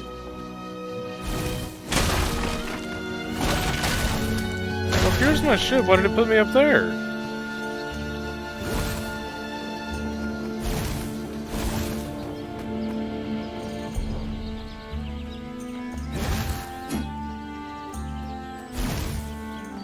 He was practically sure he'd find something useful in one of these things.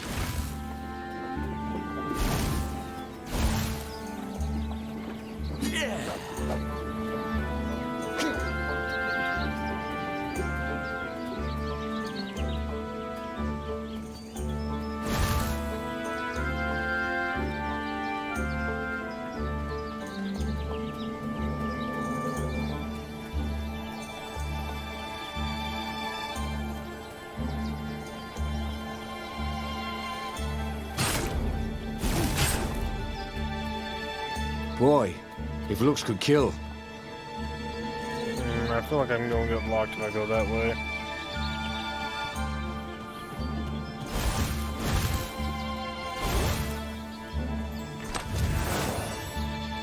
See a fire door.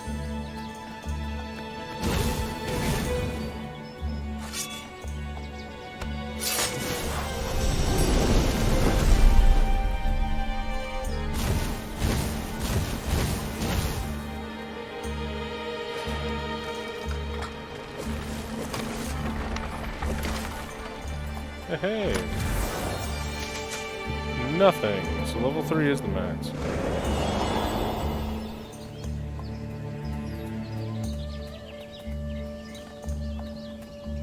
Let's see what the other way is now. I need more materials, thought Renato.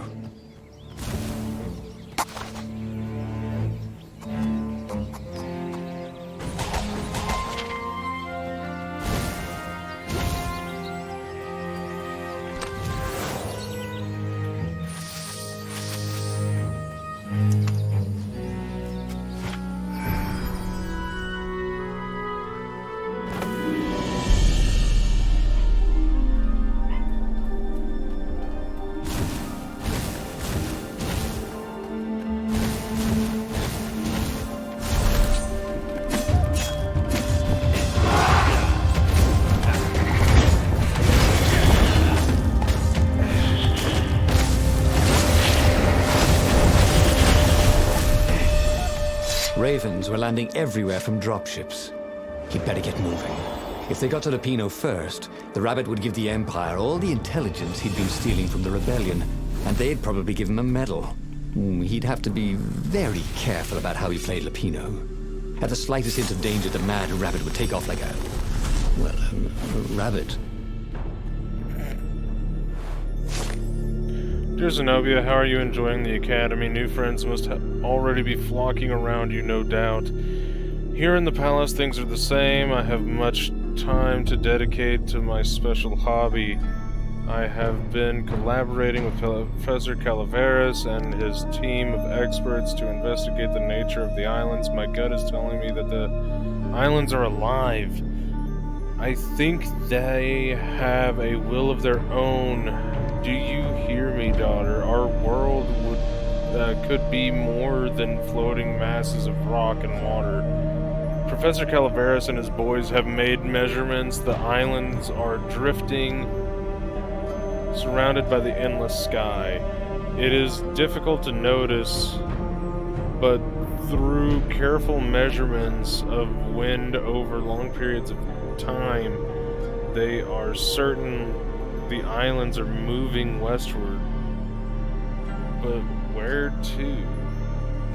It may take centuries, millennia to reach their destination.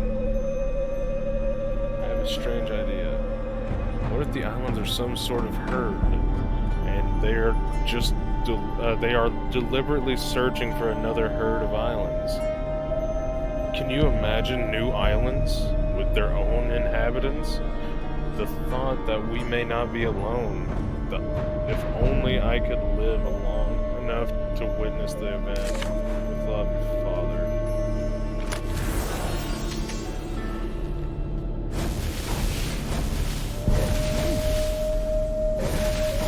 Sorry, mustache. Fortunato.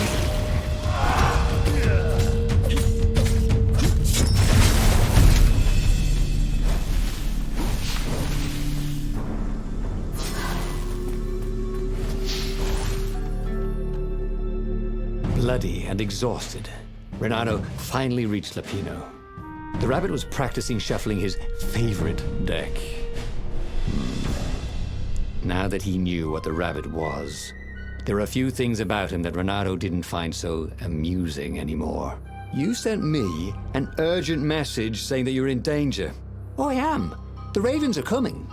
Now, I've got a clever plan to kidnap Zenobia.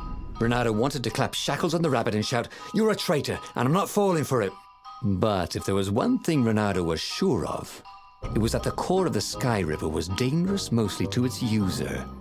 If he could put it in the Emperor's hands, old Isengrim III might blow himself and his fleet up with it.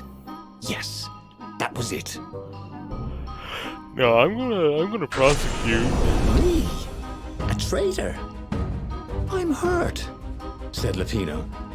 Why ever would you say that? We found your code book, said Renato. They hadn't, but he hoped Lapino would blow his cover. You got me, said Lapino. And you know what? I don't regret a thing. It's always about you, isn't it? You're the pretty hero. You get the girl, you get the medal, and what do I get? Rabbit food. I thought you liked rabbit food. Go to hell, said Lapino. And he made a gesture. And 20 ravens came out of nowhere and stabbed Renato to death. Jesus! He had tried something bold and paid the price for it.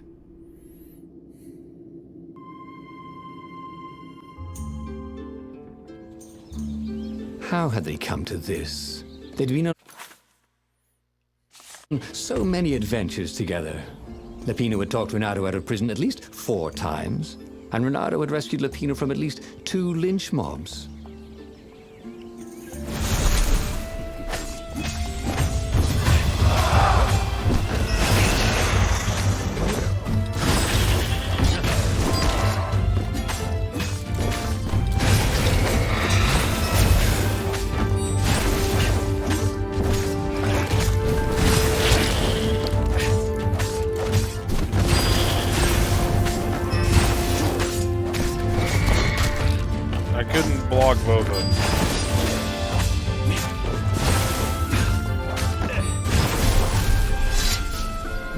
always felt that the rabbit resented him.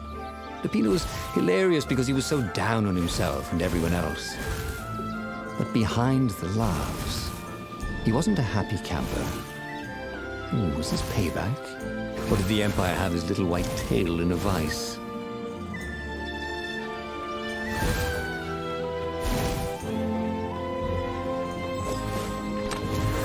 Who leaves these chests everywhere? Wondered Renato. I should send him a thank you note.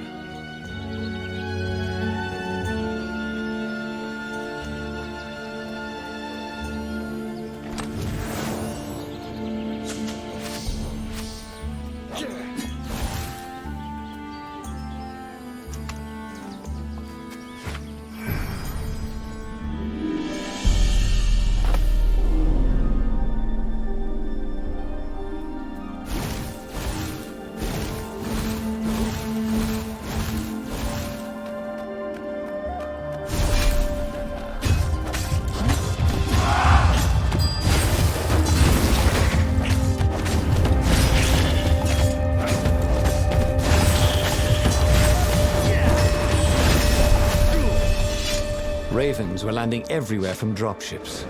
He'd better get moving. If they got to Lupino first, the rabbit would give the Empire all the intelligence he'd been stealing from the rebellion, and they'd probably give him a medal. He'd have to be very careful about how he played Lupino. By the slightest hint of danger, the mad rabbit would take off like a rabbit.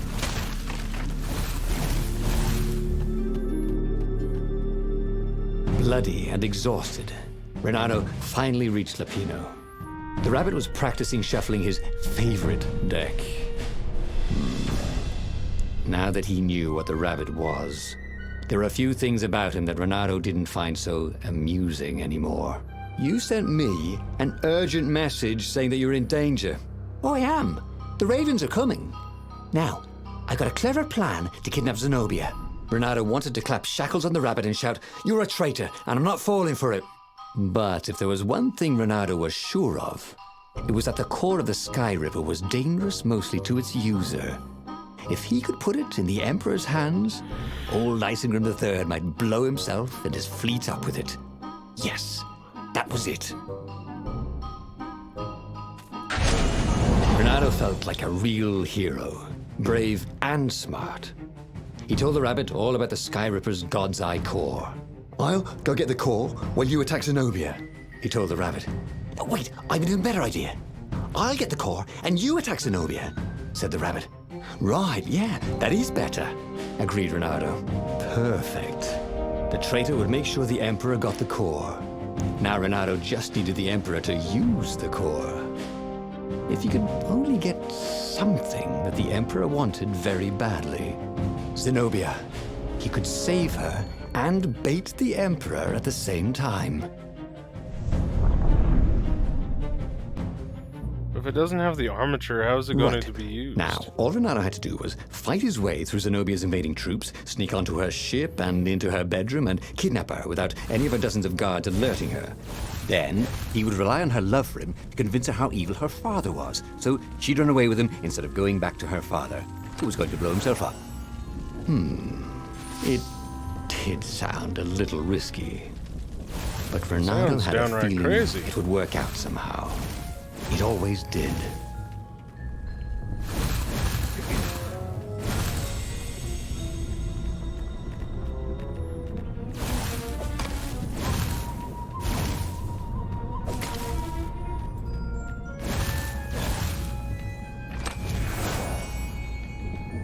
You know, ore is pretty heavy to carry. You know what's not? A new sword.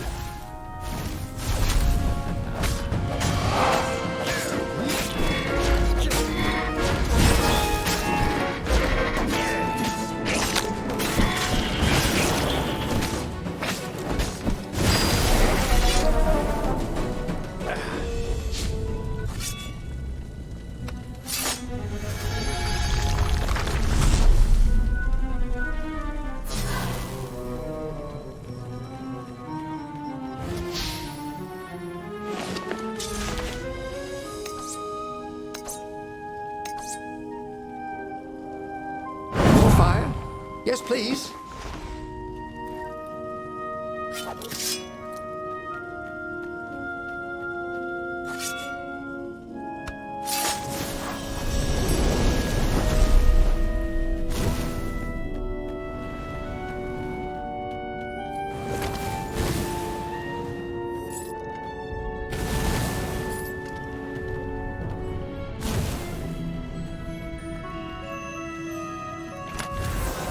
Renata felt a little better.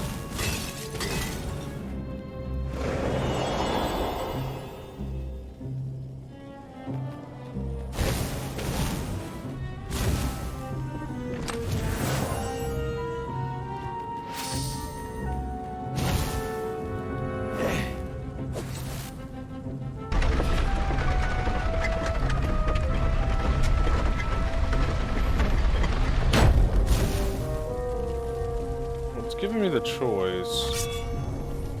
That well, I think, is just a shortcut. There was a pleasant breeze coming through that door. Had it been closed before?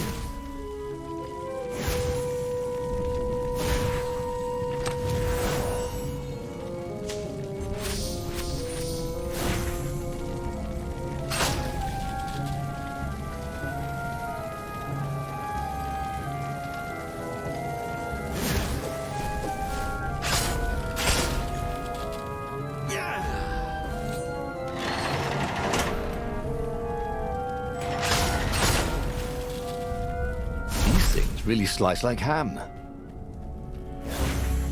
Renato was halfway to Zenobia's encampment when Lupino showed up. He was disheveled and distraught. They jumped us. I barely got away. Oh, they got the core. Oh, it was all going according to plan, thought Renato. Now he just needed Zenobia on his side. Yes, that was even better. The Iblis Stone. Zenobia could get it. And then the Emperor would have to pursue them. Wait, no. The gem would corrupt anyone, even her. That's it, he thought. Even Lupino. Even though Lupino was already a traitor. It would turn him against his secret master, the Emperor. He would try to make himself Emperor. And the Emperor would have to defend himself with the core. Boom. He was a super genius. This is terrible, Renato told the rabbit. If only I had gone for the Iblis Stone. But now it's lost in enemy territory. He handed Lupino a map. It gives the bearer so much power. We can only hope the Emperor never finds it. What was that? Said Lupino. I think someone's following us. I didn't hear anything. Rabbit ears. You go on ahead. I'll check it out. And with that, Lupino hopped off with the map.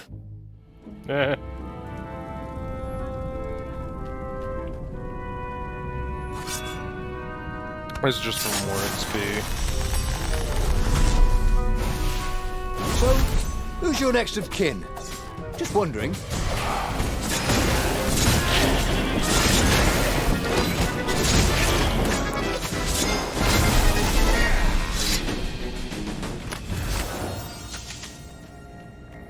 I already read that one.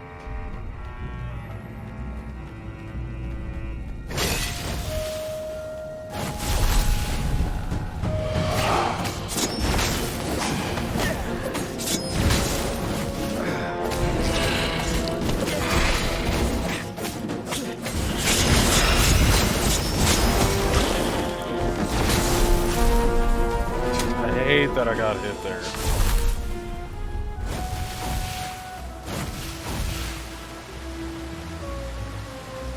Renato slinked through Zenobia's ship, making no sound at all. She was curled up on her bed. He'd forgotten how beautiful she was, how sleek, how soft. He tapped her on the shoulder with his sword. She was made of smoke, and he noticed he had a very solid blade to his throat. Did you really think you could capture me? Purred a familiar voice. I just wanted to chat, said Renato. Did you ever wonder why the Emperor adopted you? He needs a sacrifice. Someone who truly loves him, to make a bargain with the lost gods. That's a vicious lie. He wants to bring them back. That's crazy. Why would anyone... They could make him immortal. An eater of souls. And with that, her eyes widened. She understood. Renato told her how he had rescued a priest whose order had been massacred. How he had slept in a burnt village. At midnight, The Emperor's victims had come to him in his dreams to tell him of the hideous eldritch rituals they'd been sacrificed in. I don't remember all Could that. still see those kittens and puppies. Their wide, sad eyes, their moist noses. You can't prove that. I've got a witness at the observatory. Oh, so we're going to Calaveras again?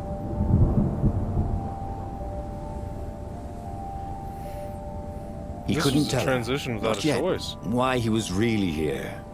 He didn't want her to be anywhere near the fleet when her father blew himself and Lupino up. So he told her about how the Emperor's obscene rituals had raised ancient artifacts out of the land. How he'd followed the appalling trail of the hideous horrors His Majesty had perpetrated for the sake of his own immortality. Any of this ring a bell? He said. He told me it was all lies. You've always known when I was lying. I always hated that about you, said Renato. The rebellion had started after atrocities that the Empire hushed up. Renato had rescued a priest whose order had been massacred for one book. He had slept in a burnt village. Dead kittens and puppies had come to tell him what the Emperor had done to them. Renato, smash!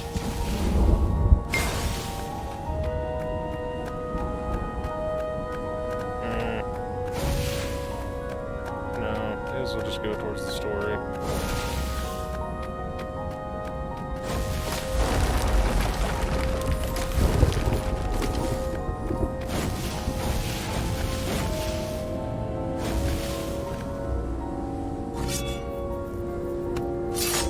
I don't like that every sword counts as the green one, but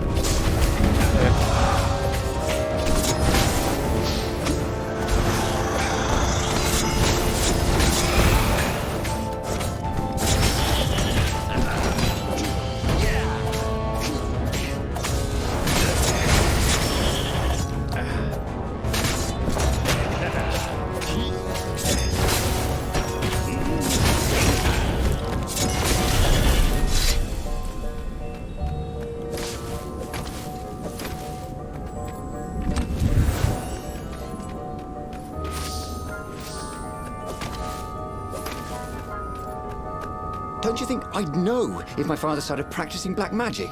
Why? Would you join in? No, I'd destroy his books and I'd... Oh, God.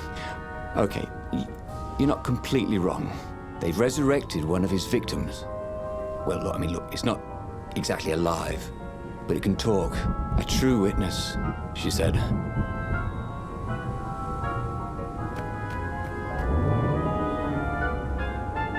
Good thing Renato didn't have vertigo.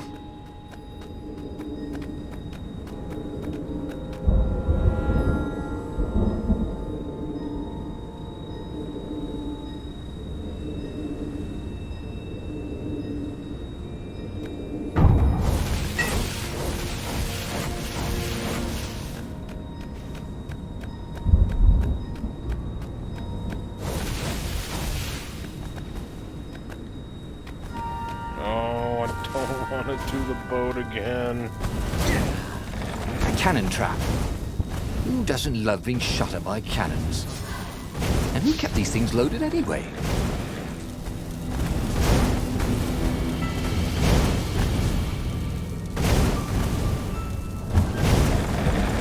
Ow. Ow. Ow. This wall doesn't help.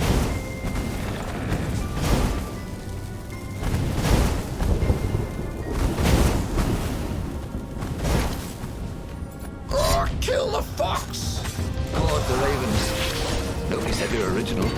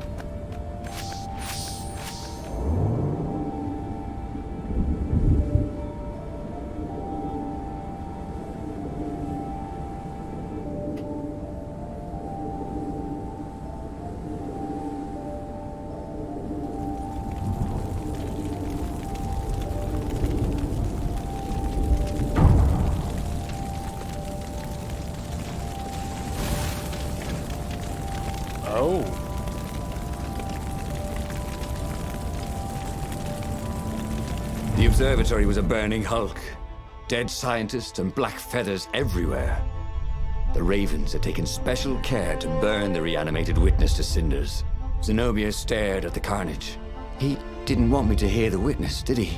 I guess not. What's your plan? She asked. So, Renato explained his brilliant gambit.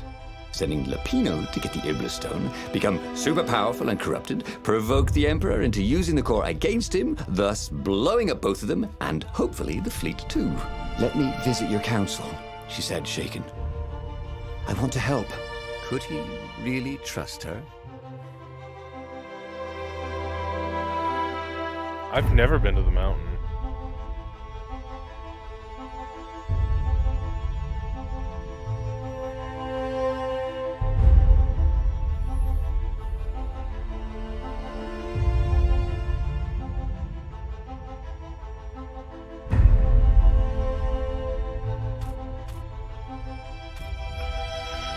I'm going to trust her. He'd done it. He'd made Zenobia see how evil her father really was. He wished she didn't feel this urge to join in the rebellion. After all, he'd taken care of the Emperor, right? Yeah, but she'd always been conscientious like that. She told him she had to go somewhere first. So Renato gave her the location of the secret base, and they agreed to meet in the ruins. He had a very good feeling about this.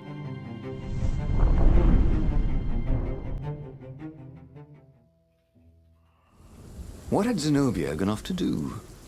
What was more important than meeting the rebel council? Had he made a mistake, sending her to the ruins? No. He knew they could trust each other. He could trust her because she never broke her word. And she could trust him because she could see right through him. Well, she'd probably be there well before him. She at least didn't have to fight her way through rainstorms of ravens.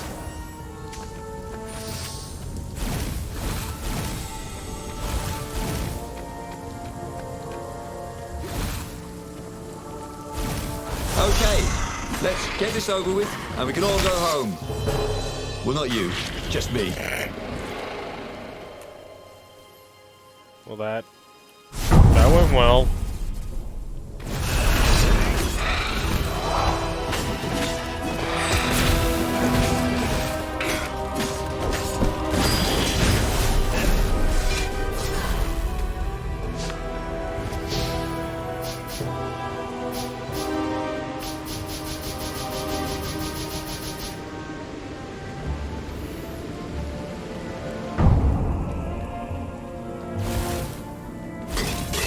Artisans he was creating employment for. Truly, he was a job creator.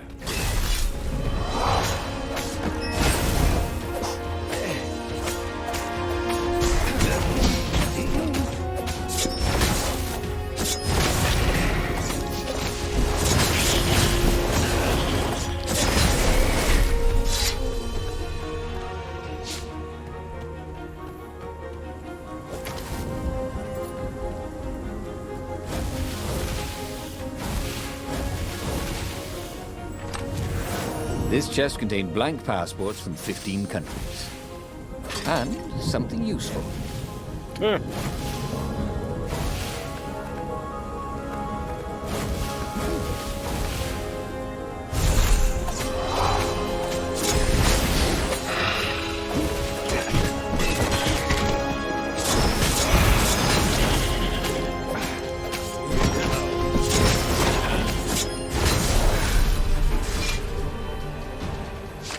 As he came around the bend, there was Lapino, unconscious on the side of the path. And Renato could smell a familiar, sweet, smoky scent. Who? Zenobia. It had to be. She never used a combat spell when she could use drowsy gas. That meant she had the Iblis Stone. What would it do to her? She hated her father now. She'd kill him for sure. The council wouldn't mind if she killed the Emperor, but murdering her father would destroy her. He had to get to whatever ledge she was on and talk her down from it. Hey, why don't you guys fight in groups? Oh, I know. Because there's no I in team. Damn it.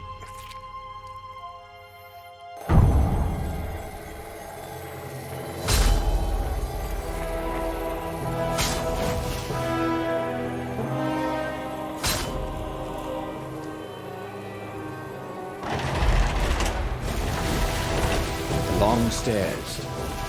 So he was close to the rebel base. Nothing was on fire. So far, so good.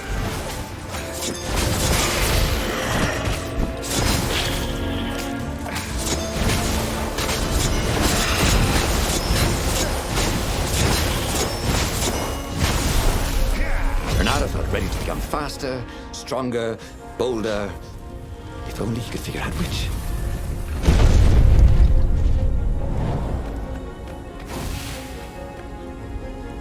I guess I'll go ahead and pick up this stuff over here. One chest.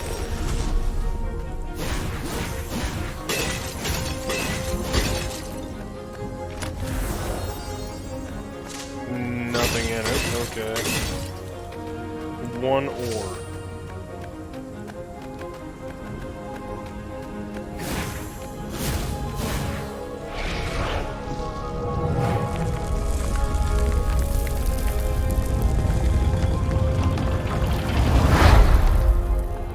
Everyone in the council chamber was dead.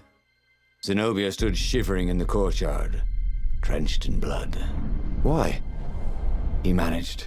They started arguing with me. I lost my temper and I wanted their blood. Well, not me. The stone did. Why did you take it from Lupino? I had a plan. You had a stupid plan, she said.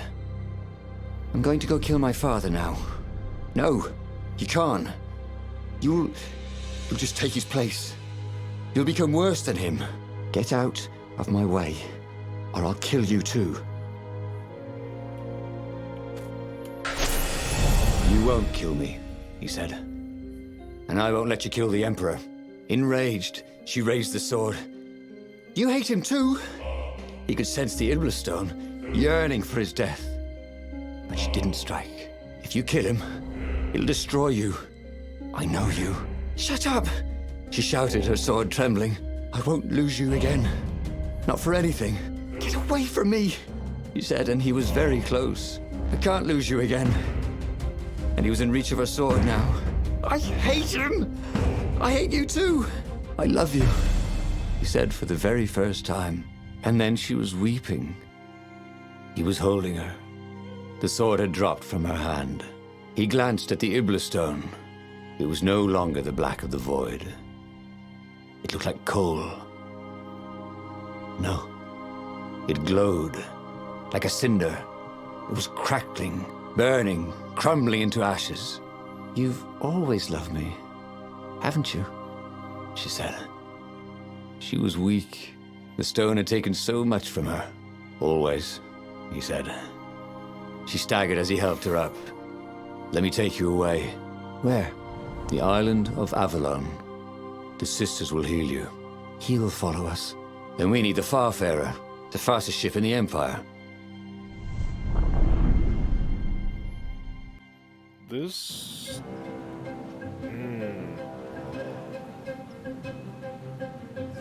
The Empire had seized his ship. They'd have to take it back.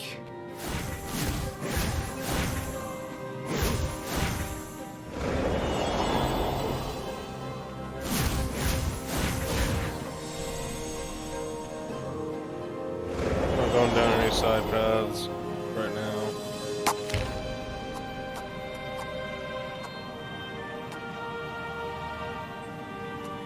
That come in handy in a pinch.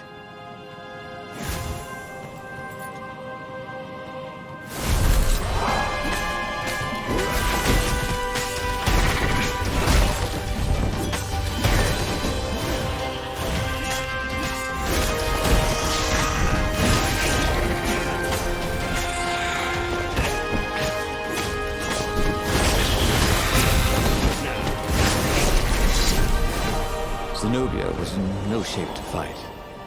But he never fought so well. He wasn't fighting for money or loot or a cause. Stupid He was phone fighting calls. for her. For them. His sword danced, his feet flew, and the ravens recoiled from his ferocity.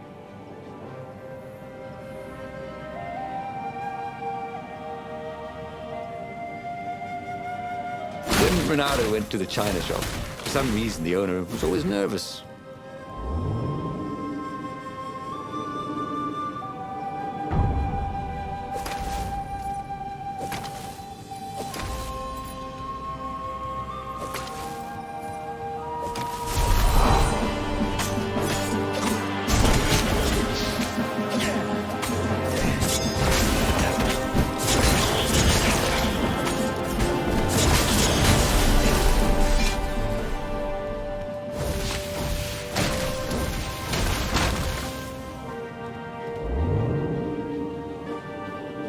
This would be the perfect place for a tic-tac-toe board.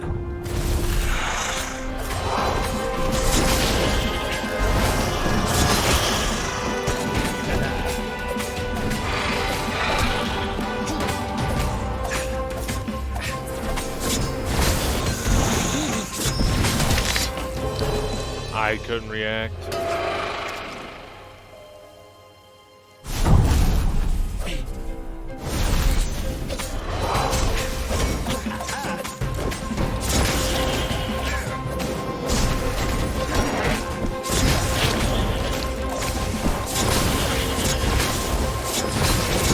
That had gone rather well, actually.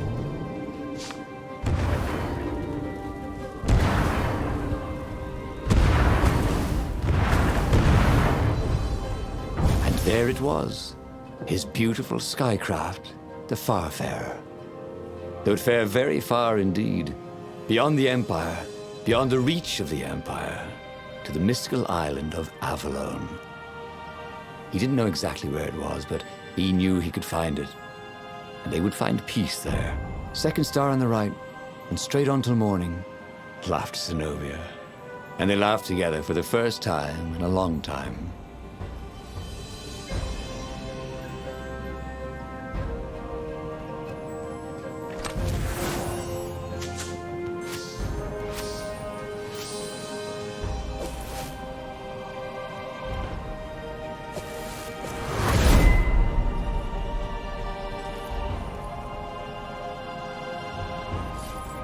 Okay.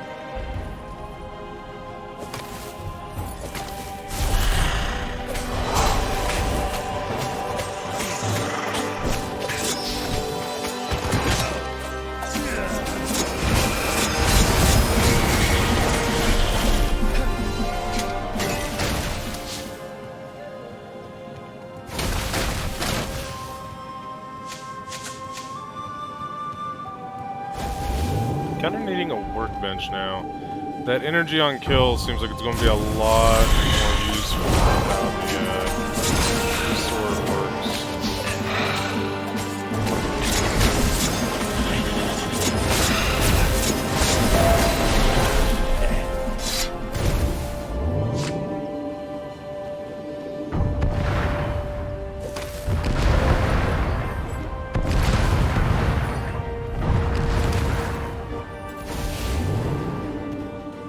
That wood is stuck.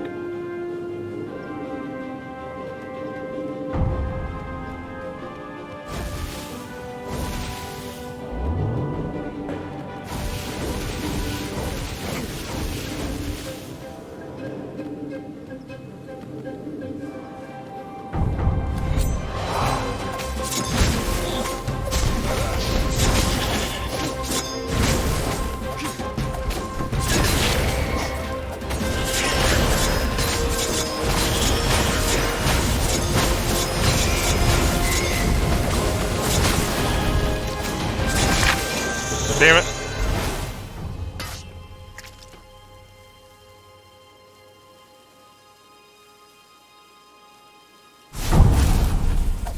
Those damn explosive ones.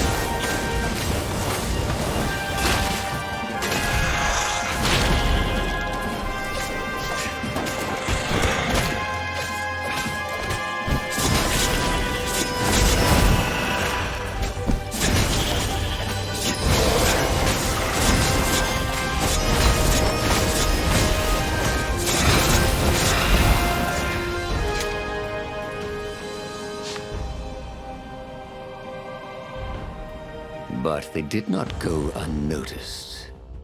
Scout ships lifted off, and the long lance of the Imperial flagship. Bernardo turned downwind to gain speed. The Raven ships could pursue, but they couldn't close. The Farspeaker croaked, Return her and live! Go sacrifice yourself, yelled Reynardo. Then you won't have her either.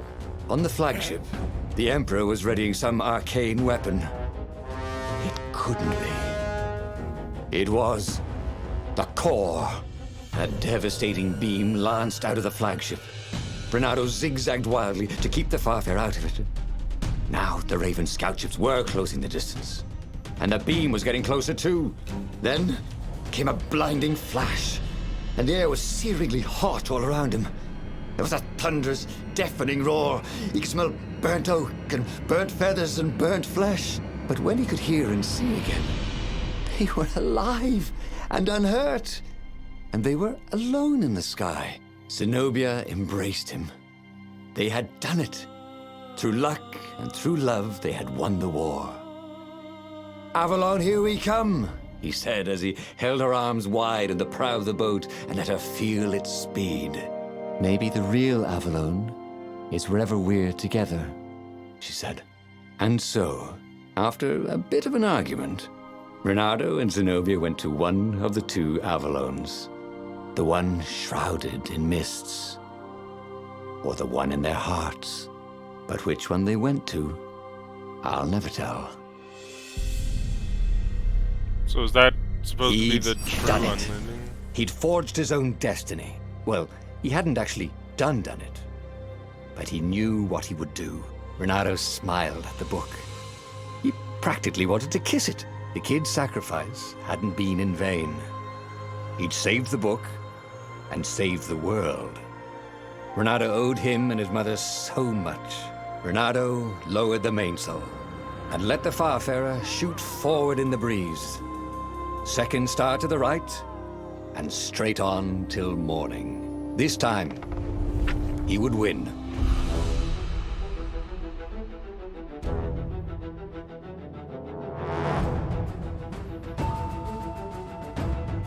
I'm going to skip the credits for now, because I can see those at any point. I want to see if Iblis Stone and Sky Ripper always active. What does that mean?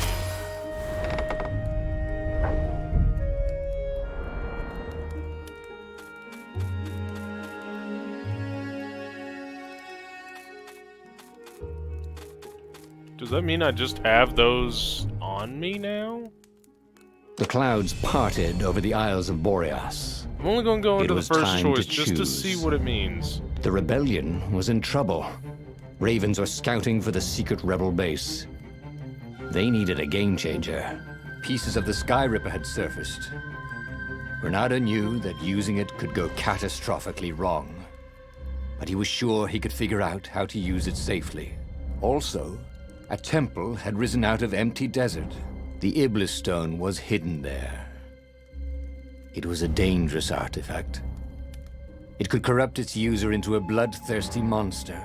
Maybe he could find a way to use it, to take its power without surrendering to its wickedness. And also, his old friend Lapino needed rescuing. Of course, Reynardo had a pretty strong suspicion that Lapino had betrayed the rebellion, and he had a gut feeling that he needed to use that to his advantage. Okay, I'm going to choose this one just so I can see. The island was windswept desert. No one went there except ostriches and ostrich hunters. The Iblis Stone. It would whisper promises in his ear, offer him power for blood.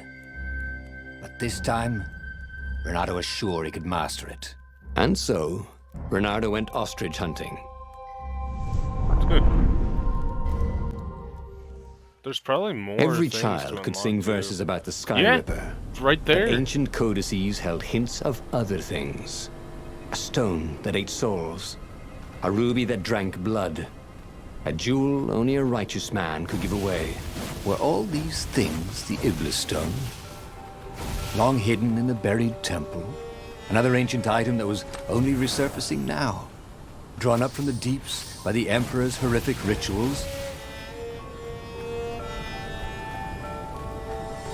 That's really interesting that those two things are going to be constantly active. What was he doing here? Last time, the stone had fought him for possession of his own soul.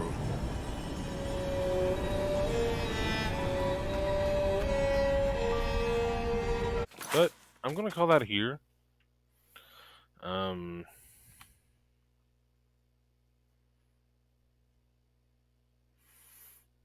I'll probably restart where this is on the next go around. Because I do want to unlock the full endings. Like each and every pathing. There's 16 to be found. So I think with that,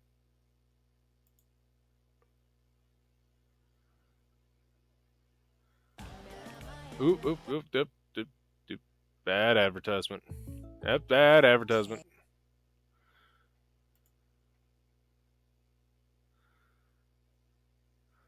We're going to raid one of my friends, as always.